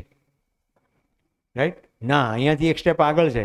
વાતચીતનો વિષય શું છે? હવે ચા પીવાનો છે કે પછી માનવ લક્ષ્ય માટે કંઈક ભેગા થઈને કરીએ એવું છે તો સ્નેહ. મમતા, હમણાં જ કહ્યું. સમજદારીના પ્રકાશમાં જે સ્ત્રીઓ એમના પતિને એમ કહે છે એક રોટલી લઈ લો ને, તો સમજદારીનો પ્રકાશ છે. પેલો ફાંદાળો તોંદાળો થઈ જાય. તો શરીરના પોષણની જવાબદારીનો ભાવ પણ સમજદારીના પ્રકાશમાં તો મમતા. આપણે ત્યાં સરસ સુભાષિત છે, ભોજ્યેષુ માતા, કાર્યેષુ મંત્રી, શયનેષુ રંભા. એક જ સ્ત્રી માટે ત્રણ જુદી જુદી કલ્પના છે કે પત્ની કેવી હોવી જોઈએ? ભોજનમાં માતા જેવી, કાર્યમાં મંત્રી, મતલબ કે મને સમજણ ના પડતી હોય તો 2-5 વસ્તુ આઈડિયા એ પણ આપે, સલાહ સૂચન. અને શયનેષુ રંભા, રૂપાળી, આમ ફૂલી ફટાક થઈને પણ તૈયાર રહે. આવી વાસણ ઘસે. આપણા મનમાં જે બધી આપણી અપેક્ષાઓ છે એને જ આપણી માન્યતાનો પિંડ ઘડ્યો છે. બધી છાપા જોઈ લેવાના, મેટ્રિમોનિયલ કોલમ જોઈ લેવાની. એમાં એક પણ જગ્યાએ તમને જીવનનું વર્ણન નહીં મળે, એમાં શરીરનું વર્ણન મળશે. 5.5 ફૂટ ઊંચી ગોરી કન્યા જોઈએ છે, સુશીલ. ઘણી જગ્યાએ આખા માપ લખ્યા હોય.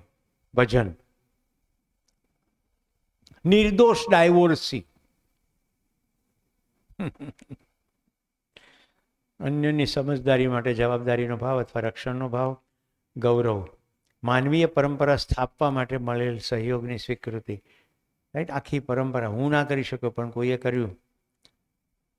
શ્રેષ્ઠતા તરફની ગતિ એટલે શ્રદ્ધા, મળેલા સહયોગની સ્વીકૃતિ એટલે કૃતજ્ઞતા.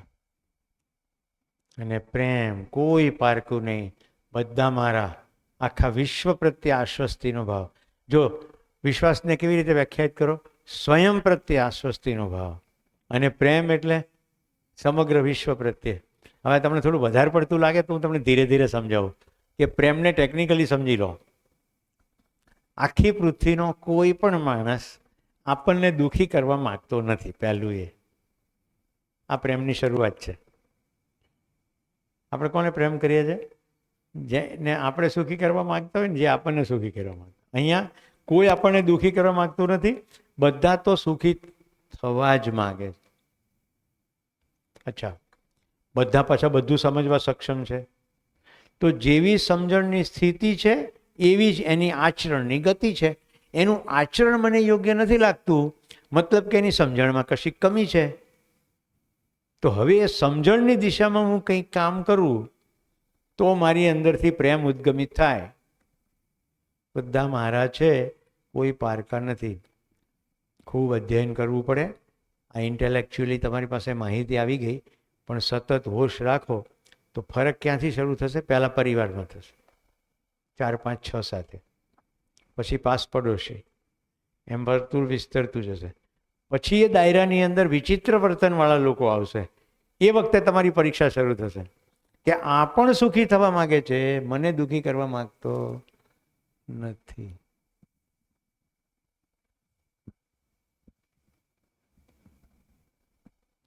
પેલા અનુબેન ક્યાં ગયા? કવિતાવાળા. રાત દિવસનો રસ્તો વાલમ નહીતર ખૂટે કેમ. તમે કરજો પ્રેમની વાતો, અમે કરીશું પ્રેમ. પણ એવું કરતા પહેલા સંવાદ કરવો પડે. તમે વાત કરો તો થોડું સારું લાગે. આ દૂરનું આકાશ મને મારું લાગે. વૃક્ષ અને પંખી બે વાતો કરે છે ત્યારે ખીલે છે લીલેરો રંગ. ભમરાના ગુંજનથી જાગી ઉઠે છે ફૂલોની સૂતી સુગંધ. તમે હર્ષાબેન મૂંગા તો ઝરણું પણ ખારું લાગે. તમે વાત કરો તો થોડું સારું લાગે. રોમાંચે રોમાંચે દીવા બળે ને આખું તો તુલસીનો ક્યારો. ક્યાં ગયા રાજેન્દ્રભાઈ? તમારી વાણીમાં રાજેન્દ્રભાઈ વહેતો મૂકું છું મારો કાંઠે બાંધેલો જન્મારો. એક અમથું ફૂલ પણ ન્યારું લાગે. તમે વાત કરો તો થોડું સારું લાગે. સંવાદ થાય તો સમ્યક મૂલ્યાંકન થાય તો ઓટોમેટિક પ્રેમ ઉદ્ગમિત થાય. આપણે તો સંવાદ જ નથી કરવો, એ તો કોઈ દાડ સમજે એમ જ નથી. એની સાથે કોણ સંબંધ રાખે? તેલ લેવા ગયો તો પોતાને જ લોસ છે. આજથી સાદી સૂચન કરું છું, ટહુકા કરતા જાઓ. જતા આવતા ટહુકા કરો, માણસોની સામે હસો, મુસ્કુરાવો, અભિનંદન આપો, શાબાશી આપો, ખભે હાથ મૂકો, જે છે એની સ્વીકૃત કરો. આજ સવારનું ઉદાહરણની જેમ કોઈ આપણા માટે કેટલું મથી રહ્યું છે, કરો. મેં એક નાનકડો પ્રયોગ કર્યો ગાંધીનગરમાં. હમણાં મારા પત્નીની તબિયત સારી નહીં એટલે હું શાક લેવા ગયો. તો મેં નક્કી કર્યું કે કોઈ પણ શાક ગમે એટલા રૂપિયાનું લઉં તો ભીમપેથી ચૂકવતી વખતે એને આંકડાને એકડાવાળો કરી નાખવો. એટલે 10 રૂપિયાની કોથમીર લીધી તો 11 રૂપિયા આપું, રાઈટ. 30 રૂપિયાનું શાક થયું તો 31 રૂપિયા આપું. 25 રૂપિયાનું શાક થયું તો 31 આપું. અને હું પછી ખાલી જોઉં કે જેવું એની પાસે પેમેન્ટ આવે છે એટલે ચહેરો કેવો થાય છે.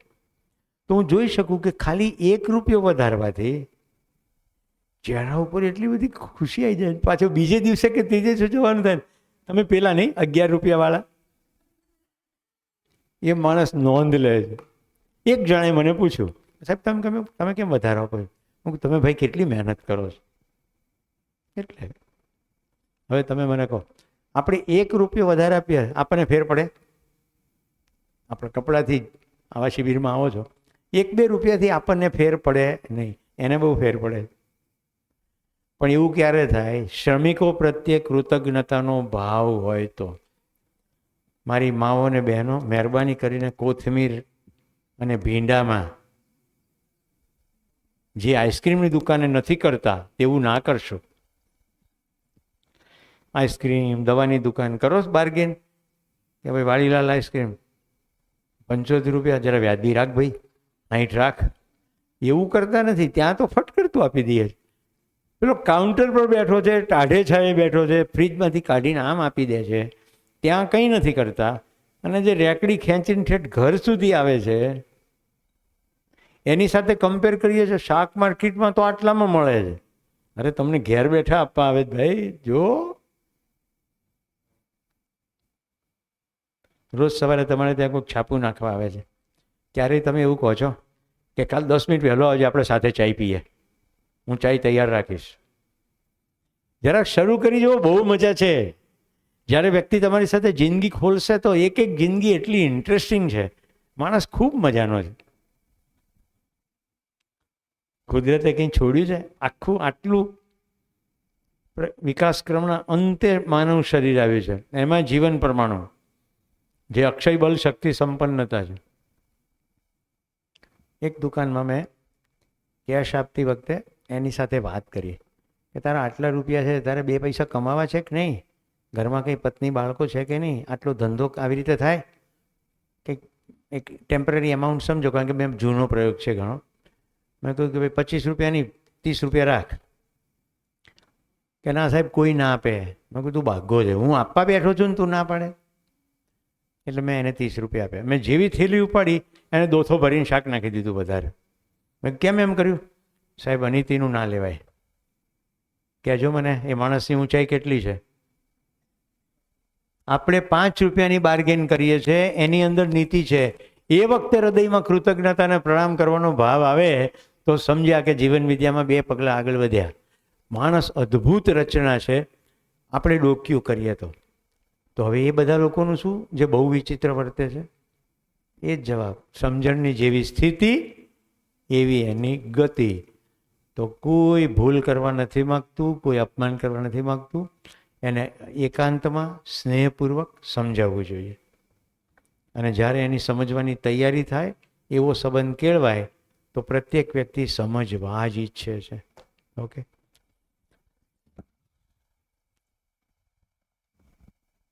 તો આ થઈ ગયું પ્રેમ.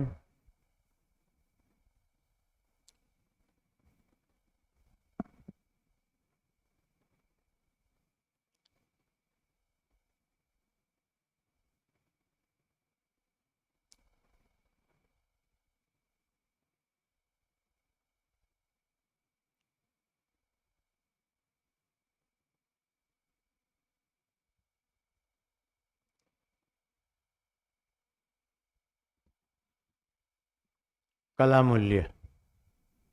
જો થોડા કલા મૂલ્યોના ચિત્રો બતાડું છું તમને. જાતે એની અંદરથી કોઈક સંદેશો મળી જાય તો આ કલા મૂલ્ય તમને પકડાયું. એક એક ચિત્ર બતાવો.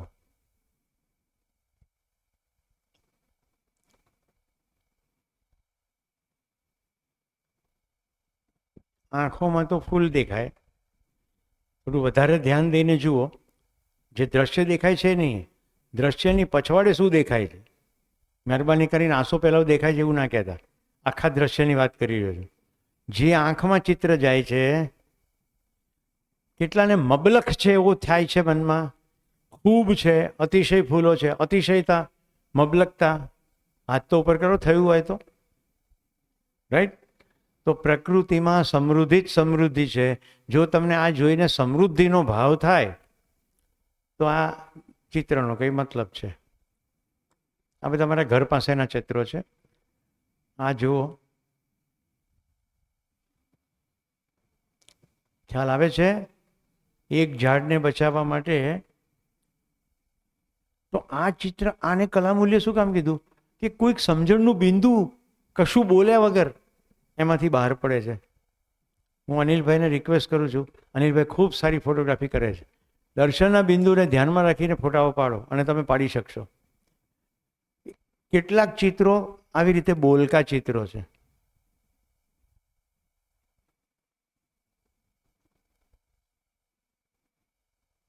નહેરુનગર 4 રસ્તાથી શ્યામલ તરફ જતા એક મકાન પાસે મેં ફોટો પાડ્યો, જોયો.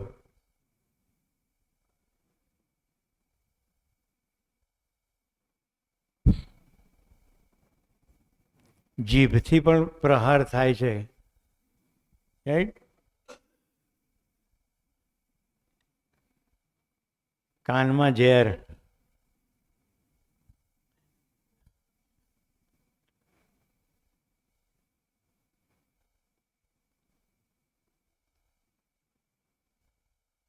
ખ્યાલ આવે છે?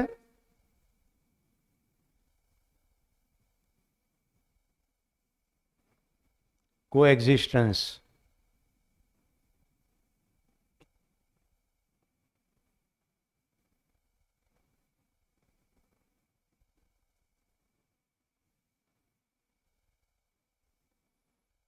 વૃક્ષો વાવો એવું કહેવા કરતાં આ ચિત્રો વધારે પાવરફુલ છે કે નહીં?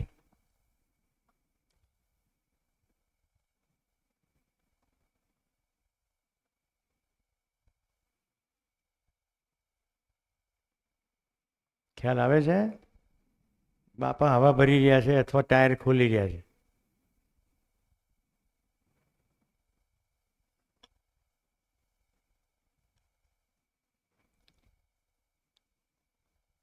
દેખાય છે મોર કળા કરતો?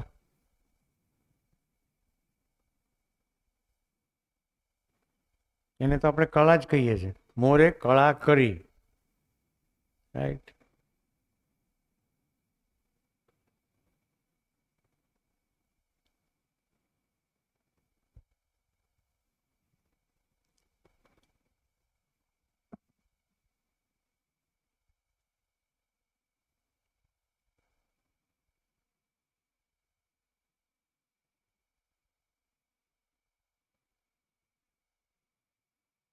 પિતાજી ગુજરી ગયા છે, માને સરપ્રાઈઝ અપાઈ રહ્યું છે.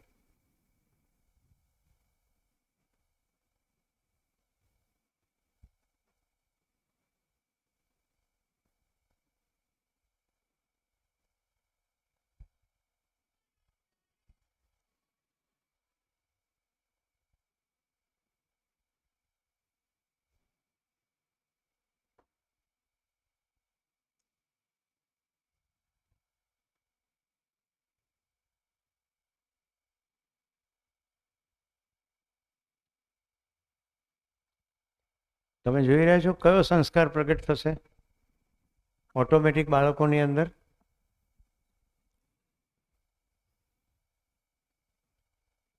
મેં પરમ દિવસે જે ચિત્ર દોરીને બતાવ્યું હતું કે સંતાનો પોતાના માતા પિતાને દાદા દાદી સાથે જે વ્યવહાર કરતા જોશે તો એ મોટા થઈને પોતાના માતા પિતા સાથે એવો વ્યવહાર કરશે. જો ઘરડા ઘર બંધ કરવા હોય તો શું કરવું પડે?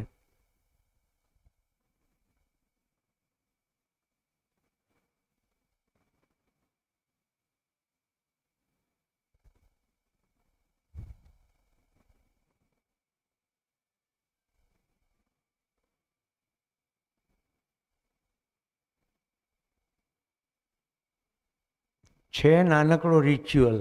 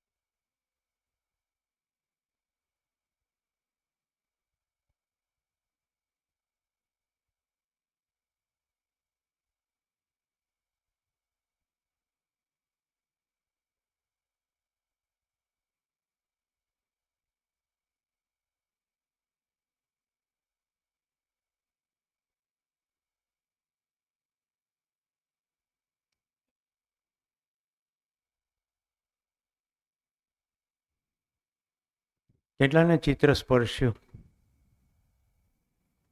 હવે આપણી કલ્પનાશીલતા લગાડવાની કામે. જે શિક્ષકો છે બધા માટે ખુલ્લું પ્લેટફોર્મ છે કે મેસેજ કેવી રીતે કન્વે કરવાય, રાઈટ? એવા ખૂબ બધા વિડીયો પિક્ચર બધું મળી જાય. ક્રિએટિવિટીનો પણ સારો ઉપયોગ છે જ. એવું નથી કે કલ્પનાશીલતાથી ખાલી આ જ કહેવાય, બીજું ઘણું કન્વે થઈ શકે. દાખલા તરીકે કેટલાક ચિત્રકારો આવી રીતે કોઈ રેન્ડમ પડેલા પથ્થરો ઉપર ચિત્ર કરે છે.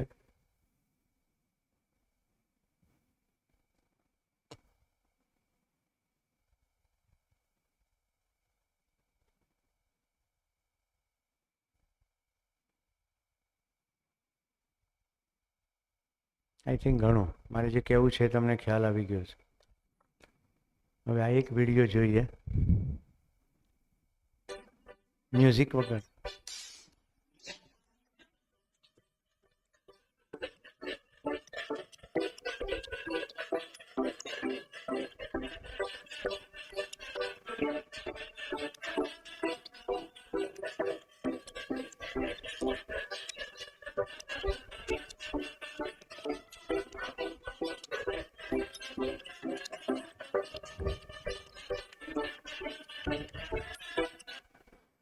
હવે કેટલા આપણી પાસે કોમેડી આર્ટિસ્ટો હોય રાઈટ, સાવ સામાન્ય ટાયલા વેડા કરે, પણ જો કન્સેપ્ટ ક્લિયર હોય તો આવું કંઈક કર્યા પછી કોઈ મેસેજ આપી શકાય, કોઈ સંદેશ આપી શકાય.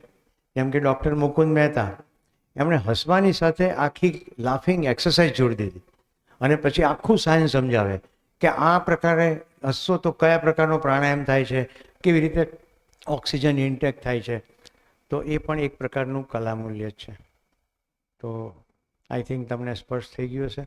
હવે છેલ્લો પાઠ, મૂલ્ય થઈ ગયું. હવે નીતિ. નીતિ 3 પ્રકારની નીતિ છે: અર્થનીતિ, રાજ્યનીતિ અને ધર્મનીતિ. તો અર્થનીતિ, ઇકોનોમિક્સ, તો સંસાધનોનો સંતુલનના અર્થમાં ઉપયોગ થાય એવી નીતિને અર્થનીતિ કહેવાય. સંતુલનના અર્થમાં. હવે અત્યારની અર્થનીતિ, સિગરેટની એક ફેક્ટરી છે, એનું 2 ટનનું પ્રોડક્શન છે, એ એપ્લિકેશન કરે છે કે મને 3 ટન બનાવવાની મંજૂરી આપો, એટલે મંજૂરી મળી જાય છે. સિમેન્ટની ફેક્ટરી, સિગરેટની ફેક્ટરીને પૈસો મળે છે, સરકારને ટેક્સ મળે છે. સમજાય છે હું ક્યાં ઇશારો કરી રહ્યો છું? આવી અર્થનીતિ છે. નાગરિકોની તંદુરસ્તી ખરાબ થાય છે. તો સંતુલનના અર્થમાં અર્થનીતિ નથી. રાજ્યનીતિ, રાજ્યની તમામ નીતિઓ, અર્થનીતિ હોય, ધર્મનીતિ હોય, જે બધા જ પ્રકારની વ્યવસ્થા હોય, એ સંરક્ષણના અર્થમાં હોવી જોઈએ. રાજ્ય સંરક્ષક, વાત્સલ્ય પિતાના સ્થાને છે. એક સમયમાં તો એવું કહેવાતું કે રાજા વિષ્ણુનો અવતાર છે અને રાજા બાપ છે. આપણે રાષ્ટ્રના વડાને શું કીધું? રાષ્ટ્રપતિ. ગાંધીજી માટે તો કહી દીધું રાષ્ટ્રપિતા, એટલે મુખ્ય છે. તો જે મુખ્ય વ્યક્તિ છે એ બધાના સંરક્ષણનો વિચાર કરશે. તો રાજ્યનીતિ. ધર્મ આપણે સમજાવ્યા જ છે. પદાર્થ, પ્રાણ, જીવ ને માનવ, આ ચારેયના જે ધર્મ છે એને અનુરૂપ ધર્મની નીતિ. તો આ 3 નીતિ છે: ચરિત્ર, સ્વધન, સ્વપુરુષ સ્વનારી અને દયાપૂર્ણ કાર્ય વ્યવહાર. આ છે ચરિત્ર. માનવીય ચરિત્રથી શરૂમાં સૌથી પહેલો કમ્પોનન્ટ સ્વધન. સ્વધન એટલે મારા શ્રમપૂર્વક હું ઉત્પન્ન કરું જે પણ ઉત્પાદન, એના વિનિમયના સંદર્ભમાં મને જે પૈસા મળે એ સ્વધન. ઓકે, મારા શ્રમથી ઉત્પાદિત થયેલો પૈસો એટલે સ્વધન. એના સાથે બીજા 2 કમ્પોનન્ટ છે: પારિતોષિક અને પુરસ્કાર. હું જે સમૂહ માટે કામ કરું છું એ સમૂહને એમ લાગે કે મેં બહુ દમદાર કામ કર્યું, તો પ્રસન્નતાપૂર્વક બધા ભેગા થઈને મને કોઈક નિધિ આપે તો એને કહેવાય પારિતોષિક. આપણે નીચે જે રસોડાના મિત્રો છે એ બધા પ્રસન્ન થઈને આપણે આપ્યું, એને એની જે કંઈ કામગીરી છે એના પૈસા તો આપવાના જ છીએ, રાઈટ? રસોઈનું જે કામ લીધું, પણ આપણે ઉપરાંત કંઈક આપ્યું, પરિતોષ. હોટલમાં જોઈએ છે તો વેઇટરને તો આપણે બિલ તો આપીએ જ છે, પણ સાથે થોડીક વધારાની ટીપ આપીએ છીએ. એ બહુ ક્ષુલ્લક વસ્તુ છે. અહીંયા શું કહી રહ્યું છે? માનવીયતા સ્થાપનાના અર્થમાં કોઈ કામ કરે છે ગ્રેટ, અને એ જે સમૂહમાં કરે છે એ ભેગા થઈને કોઈક આર્થિક પ્રદાન કરે એને કહેવાય પરિતોષ. નાનો સમૂહ નહીં, આખો માનવજાતનો સમૂહ, ડાયરેક્ટ કોઈ કનેક્શન નહીં, પણ સર્વ સ્વીકૃત થાય કે આ તો અદ્ભુત કામ કર્યું આખી માનવજાત માટે, એને કહેવાય પુરસ્કાર.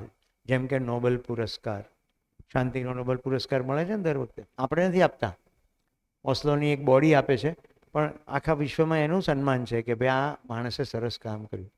આજકાલ જો કે એની ભીખ માગે છે આપણે એક ભાઈ છકોરું લઈને, મને પુરસ્કાર આપો. તો પુરસ્કાર જો બાય ચાન્સ એને મળી ગયો તો પુરસ્કાર ડિવેલ્યુડ થઈ જશે. તો સ્વધન ખબર પડી ગઈ? શ્રમપૂર્વક મળેલું, પરિતોષપૂર્વક મળેલું અથવા પુરસ્કારના સ્વરૂપમાં મળેલું, આને સ્વધન કહ્યું. હવે સ્વપુરુષ સ્વનારી એટલે પતિ પત્ની સંબંધ, લગ્ન. આમ કેમ કીધું હશે સ્વપુરુષ સ્વનારી? પ્રશ્ન થાય ને. તો તમે જુઓ, આખી સંસ્કારની પ્રક્રિયામાં પરિવાર છે, શાળા છે અને સમાજ છે. પરિવારમાં જે બાળક છે એ જ આખી માનવીયતાનું વહન કરનાર છે. તો જો એના પિતાને એક પત્ની સાથે એના શરીરનો જે એક મહત્વનો અંગ છે રિપ્રોડક્ટિવ સિસ્ટમ, અને સાથે સાથે જાતિ આવેગ. જાતિ આવેગનું વ્યવસ્થાપૂર્વક નિયોજન થાય, એની વ્યવસ્થા જોવે તો એ પણ એ જ પરંપરા આગળ લઈ જશે. હવે જો કેટલું સુંદર રીતે દર્શનમાં કામને વ્યાખ્યાયિત કર્યો. સામાન્ય વ્યાખ્યા એવી છે, લગ્ન શેના માટે? તો કે કામેચ્છા કી તૃપ્તિ કે લીએ. વ્યવસ્થિત રીતે તૃપ્તિ થાય, કામ બહુ સહજ છે, તો લગ્ન નામની સંસ્થા લઈ આવે. દર્શન કહે છે काम की पीड़ा से मुक्ति के लिए. કામ ઈચ્છા की તૃપ્તિ કહેતાની સાથે એકથી વધુ પાર્ટનર, બહુભોગ, અતિભોગ, એટલી હદ સુધી કે પ્રાણીઓ સાથે પણ સેક્સની પ્રવૃત્તિ દુનિયાભરમાં ચાલે છે. તો ઈચ્છાની તૃપ્તિ તો ખોટી ઈચ્છાનો કોઈ અંત નથી, ગમે તેવી હોઈ શકે, પણ કામ કી પીડા સે મુક્તિ કે લીએ તો શરીરની અંદર એક આવેશ આવ્યો છે કુદરતી રીતે, તો એની એ પીડામાંથી મુક્તિ માટે લગ્ન નામની સંસ્થા. તો સ્વધન સ્વનારી થયું. દયાપૂર્ણ કાર્ય વ્યવહાર, દયા સમજાવ્યું જ છે. કાર્ય કોની સાથે થાય? પ્રકૃતિ સાથે થાય. ગાયમાંથી દૂધ લેવાનું છે કે ચૂસી લેવાનું છે રક્તના સેલ પણ, તો દયાપૂર્ણ કાર્ય. કારણ કે પ્રકૃતિની 3 અવસ્થા સાથે એમાં જીવ અવસ્થા સમજે છે, એટલે સમજે એટલે માને છે, તો ત્યાં દયા. માણસ તો છે જ સમજદાર, તો વ્યવહારમાં પણ દયા. તો હવે શ્રમિકો સાથે કેવી રીતે કામ કરીશું? આપણી સાથે જે મજૂરી કરે છે કે કોઈ શ્રમપૂર્વક આપણા માટે કામ કરે છે, આપણી ફેક્ટરી હોય, કંપની હોય, દુકાન હોય, કંઈ પણ હોય, તો એ જે શ્રમિકો છે એની સાથે વ્યવહાર થાય. નોકરની જેમ હુકમ ના થાય, તે વખતે દયા રાખવી. તો આ થયું ચરિત્ર. આને કીધું માનવીય ચરિત્ર. તો આપણે મૂલ્યો જોયા, નીતિ જોઈ, ચરિત્ર જોયું. હવે માનવીયતા અને અમાનવીયતાનો એક કમ્પેરેટિવ ચાર્ટ જોઈએ.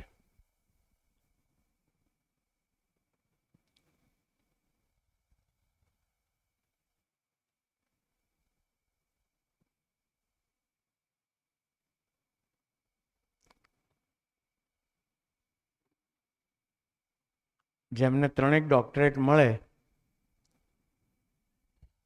એવા ડૉક્ટર સુરેન્દ્ર પાઠક, એમણે બધા આખા દર્શનના ચાર્ટમાં કન્વર્ટ કરી નાખ્યા છે.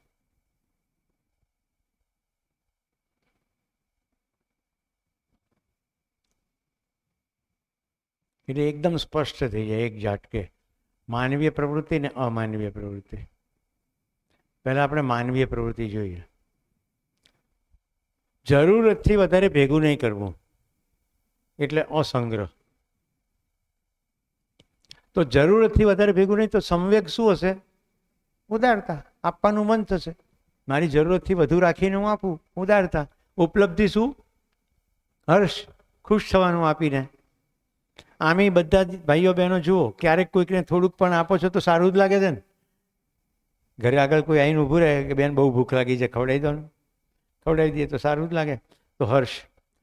બીજી પ્રવૃત્તિ છે સ્નેહ. મેં કહ્યું ને નિર્વિરોધિતા, એનો સંવેગ છે નિર્વિરોધ, અને ઉપલબ્ધિ છે પ્રસન્નતા. એકબીજાના ઘરે જઈએ, સરસ રીતે જમીએ, વાતો કરીએ, તો પ્રસન્નતા. તમને એમ થશે હર્ષ અને પ્રસન્નતા બી કેમ અલગ પાડ્યું? બધામાં ડિટેલિંગ છે, પણ એ આપણા શિબિરના પરવ્યુમાં નથી. વિદ્યા એટલે વધુને વધુ જાણવાનું જે મન થાય છે, એનો સંવેગ છે યથાર્થ જ્ઞાન. જેમ જેમ વિદ્યા વધતી જાય તેમ તેમ ઉત્સાહ રહે. આ હું મારામાં જોઈ રહ્યો છું. જેમ જેમ અધ્યયનમાં ઊંડો જતો જાઉં છું, એટલો ઉત્સાહ વધતો જાય છે. કેમ કરીને સમજાવી દઉં, ક્યારે સમજાવી દઉં, ક્યારે લોકો મને મળે, ક્યારે પૂછે. અહીંયા તો મારે તમને વારવા પડે છે. મેં બ્રેકમાં રાજેન્દ્રભાઈને અભિનંદન આપ્યા. વારવા એટલે પડે છે કે શિબિરનો સમય ફિક્સ છે.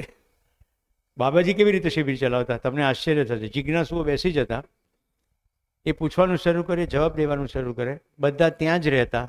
બધા શિબિરાર્થીઓ 1 બાય 1 ટપોટપ સૂઈ જાય. છેલ્લો માણસ જાગતો હોય ત્યાં સુધી બાબાજી જવાબ આપતા. વિચાર કરો કેટલી હદનો ઉત્સાહ કહેવાય. સૂઈ જાય એટલે વચ્ચે એમાં જમવાનો કાર્યક્રમ થાય, કોઈ જમ્યા પછી તે જ જગ્યાએ લાંબુ થઈ જાય, પણ બીજા જાગતા હોય એ પૂછ્યા કરે.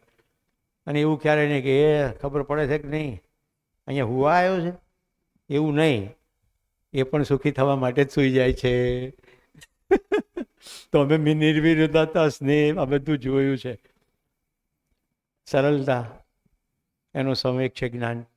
જેટલો જ્ઞાની માણસ હશે ને એટલો વધુ સરળ હશે.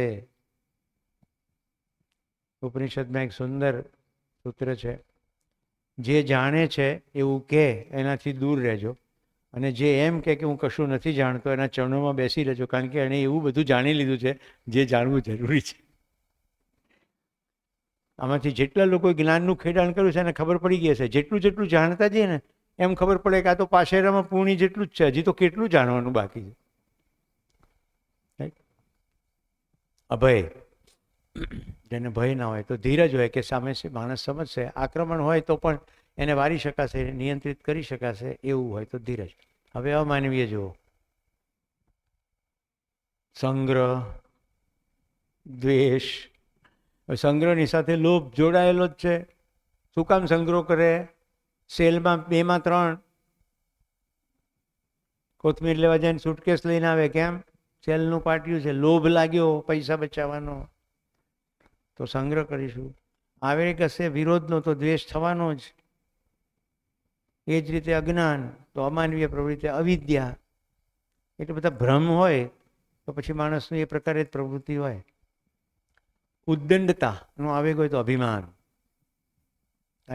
બધાની સાથે એવી રીતે વર્તે કે તને તો કોઈ ખબર પડતી નથી, મને જ બધી ખબર પડે. હું 5માં પૂરો. અભિમાન. થોડાક પૈસા શું થઈ જાય, 2 ફૂટ ઊંચો ચાલવા માંડે, એવું કહે છે ને. હું સામેથી આવતો તો પણ એને મારી સામે ના જોયું. આવું ક્યારે બને છે? અને છેલ્લે આતંક, ભય. આ તો સમજી જ શકાય. તો આ થઈ માનવીય અમાનવીય પ્રવૃત્તિઓ. તો મિત્રો, આપણે આજે 4 દિવસના અંતે માનવ શું ચીજ છે, એનો પથારો શું છે, પ્રવૃત્તિ શું છે, બધું જોયું. હવે 4 દિવસનો સાર કરવાની કોશિશ કરું છું. કરું? અસ્તિત્વ સઅસ્તિત્વ છે. બધું જ વ્યાપકની અંદર ડૂબેલું, ભીંજાયેલું, ઘેરાયેલું છે. એટલે સ્વયં સ્ફૂર્ત વિધિથી પોતાની પાત્રતા પ્રમાણે ઉર્જિત છે, સંચાલિત છે, નિયમિત છે, નિયંત્રિત છે. ઘેરાયેલું છે પ્રત્યેક એકમ એટલે નિયંત્રિત છે. ભીંજાયેલું છે એટલે ઉર્જિત છે. અને ડૂબેલું છે એટલે પહેચાનને નિર્વાહ કરનાર નિયમબદ્ધ રીતે એનું આચરણ છે. વ્યાપકની અંદર આ એકમો જે ડૂબ્યા છે એના 2 પ્રકાર છે, જડ એકમ, ચેતન એકમ. જડ 2 પ્રકારના, પદાર્થ અવસ્થા, પ્રાણ અવસ્થા. પદાર્થ અવસ્થાનું આચરણ એની અંદરના અંશોની માત્રાથી નિશ્ચિત છે, એમાં નિરંતર ગતિ ચાલી રહી છે. પ્રાણ અવસ્થાનું આચરણ બીજ વિધિથી નિશ્ચિત છે, એમાં આવાગમન ચાલી રહ્યું છે ઓક્સિજનનું, એટલે સ્પંદનશીલતા. એનો ધર્મ પુષ્ટિ છે, પદાર્થને નાશ કરી નહીં શકાય, રૂપાંતરિત થશે, એનો ધર્મ અસ્થિ છે. ત્રીજું છે જીવ અવસ્થા. તો પ્રાણ કોશિકાના વિકસિત એકમ શરીરમાં શરૂઆતમાં જીવજંતુઓ, પછી વિકસિત શરીરો, અને પછી છેલ્લે જીવ શરીરો, અને મેધસના વિકાસ સાથે અલ્ટિમેટ વિકસિત શરીર એટલે માનવ શરીર. જીવ અવસ્થામાં જીવવાની આશા છે. વંશવિધિથી એનું આચરણ નિશ્ચિત છે. માતા પિતા જેવી રીતે ખાય છે, શિકાર કરે છે, જેવી રીતે વર્તે છે, બચ્ચું એને જોઈને એક્ઝેક્ટ એવી જ રીતે કરે છે. એટલે પશુ પક્ષીઓમાં માતા પિતા શીખવવાની પ્રક્રિયા કરે. માનવ પ્રાણ અવસ્થામાંથી વિકસિત થયેલા જીવ શરીરોમાં મેધસના વિકાસના ચરમ ઉપર માનવ શરીર છે. પદાર્થ અવસ્થામાં ગઠનશીલ પરમાણુમાં સંગઠન અને વિઘટન થઈને વિવિધ સંયોજનો છે. એક એવો પરમાણુ છે જે ગઠિત થઈ ગયો, જેના અંદર અજીર્ણ કે ભૂખ્યા પરમાણુ જેવું નથી, પણ સંપૂર્ણ થઈ ગયો. એક મધ્યમાંશ, 2, 8, 18 ને 32, 4 પરિવેશોમાં 61 અંશનો સમૂહ ગઠન પૂર્ણ થઈ ગયો. હવે નાશ થઈ શકશે નહીં, કોઈ ભૌતિક રાસાયણિક ક્રિયા નહીં થાય. એ તમે અને હું જીવન પરમાણુ છીએ. અંદર ડોક્યું કરીએ તો ખબર પડે જ છે, જે કંઈ કરીએ છીએ એ કેવળ એને કેવળ સુખી થવાના અર્થમાં કરીએ છીએ. હું જીવથી કઈ રીતે જુદો છું? મારું શરીર આહાર, નિદ્રા, ભય, પ્રજનન, આ 4 પ્રવૃત્તિ કરે જ છે. પણ આ 4 પ્રવૃત્તિ કરવાના નિર્ણય તો હું કરું છું. એટલે પશુ તો ડિઝાઇન પ્રમાણે આહાર કરી લે છે, મારી સામે બધો જ આહાર ઉપલબ્ધ હોય છતાં ન કરવો હોય તો હું ન કરું, મતલબ કે મને હંમેશા કર્મ સ્વતંત્રતા છે. આટલી બધી આહારનું વૈવિધ્ય કેવી રીતે આવ્યું? કલ્પનાશીલતા છે. ટેકનોલોજીનો સંપૂર્ણ વિકાસ કલ્પનાશીલતા અને કર્મ સ્વતંત્રતાનું ઉત્તમ ઉદાહરણ છે. કલ્પનાશીલતા સુવિધાના ક્ષેત્રમાં વધારીને આપણે આટલો બધો ભૌતિક વિકાસ કર્યો. અંદર ડોક્યું કર્યું તો ખબર પડી સુખની મને નિરંતર પ્યાસ છે, અને એ તો સમજણથી આવે છે. જેટલું ભેગું કર્યું છે બધું શરીરની સુવિધા છે. સુવિધામાં ક્ષણિક સુખ છે, નિરંતર સુખ નથી. તો સમજવું પડશે. કેટલું સમજીશું? તો સ્વયંને સમજીશું, પરિવારને સમજીશું, સમાજને સમજીશું, સમગ્ર અસ્તિત્વને સમજીશું. આટલું સમજવાથી અને એ પ્રમાણે જીવવાથી, સમજવાથી નિયમો ખબર પડી જશે, પણ એ નિયમો પ્રમાણે જીવીએ નહીં, આચરણ ના કરીએ તો નિરંતર સુખ પ્રાપ્ત ના થાય. તો સમજણપૂર્વક જીવવું. મિત્રો, 4 દિવસમાં આપણે પદાર્થ અવસ્થા, પ્રાણ અવસ્થા, જીવ અવસ્થા અને કંઈક અંશે માનવની અંદર ચાલતી ક્રિયા, 3 જ ક્રિયા છે. ભૌતિક ક્રિયા, રાસાયણિક ક્રિયા, એનાથી જળ સંસાર સજેલો છે, જીવ શરીરો સજેલા છે, અને માનવ શરીર પણ ભૌતિક અને રાસાયણિક ક્રિયાઓથી સજેલું છે. કાંઈ કરવાનું છે નહીં, અદ્ભુત રીતે વ્યવસ્થિત છે. એક જ બાકી રહે છે, જીવન પરમાણુ વિકાસક્રમના ચરમ ઉપર શરીર મળી ગયું. હવે જાગૃતિ ક્રમ શરૂ થયો છે. જાગૃતિ ક્રમમાં આપણે સંસાધનોનો વિકાસ કરી નાખ્યો, સમજણનો વિકાસ કરી નાખીએ, સંપૂર્ણ સમજીને એ પ્રમાણે જીવીએ, સહઅસ્તિત્વપૂર્વક જીવીએ, તો એ સમજણનું ચરમ છે. તો નિરંતર સુખની પ્રાપ્તિ થઈ જાય.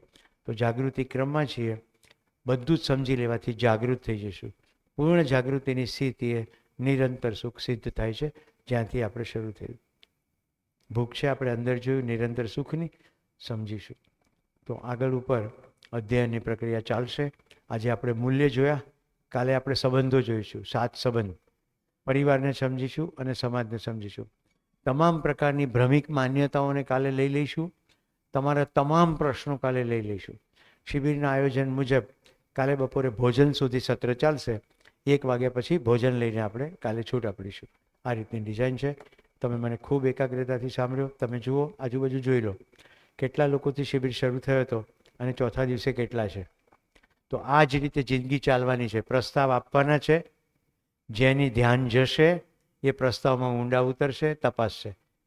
અને જેની સ્વીકૃતિ નહીં હોય અથવા અર્ધ સ્વીકૃતિ હશે તો બિલકુલ નહીં હોય, અથવા લિસનિંગ જ નહીં હોય, એ તમારા કોઈ પણ પ્રસ્તાવ, શિબિર કે કોઈ પણ પ્રસ્તાવ, એને અવગણશે, અથવા એમના કોઈ સંજોગો એવા હશે તો તમારા પ્રસ્તાવને નહીં સાંભળે.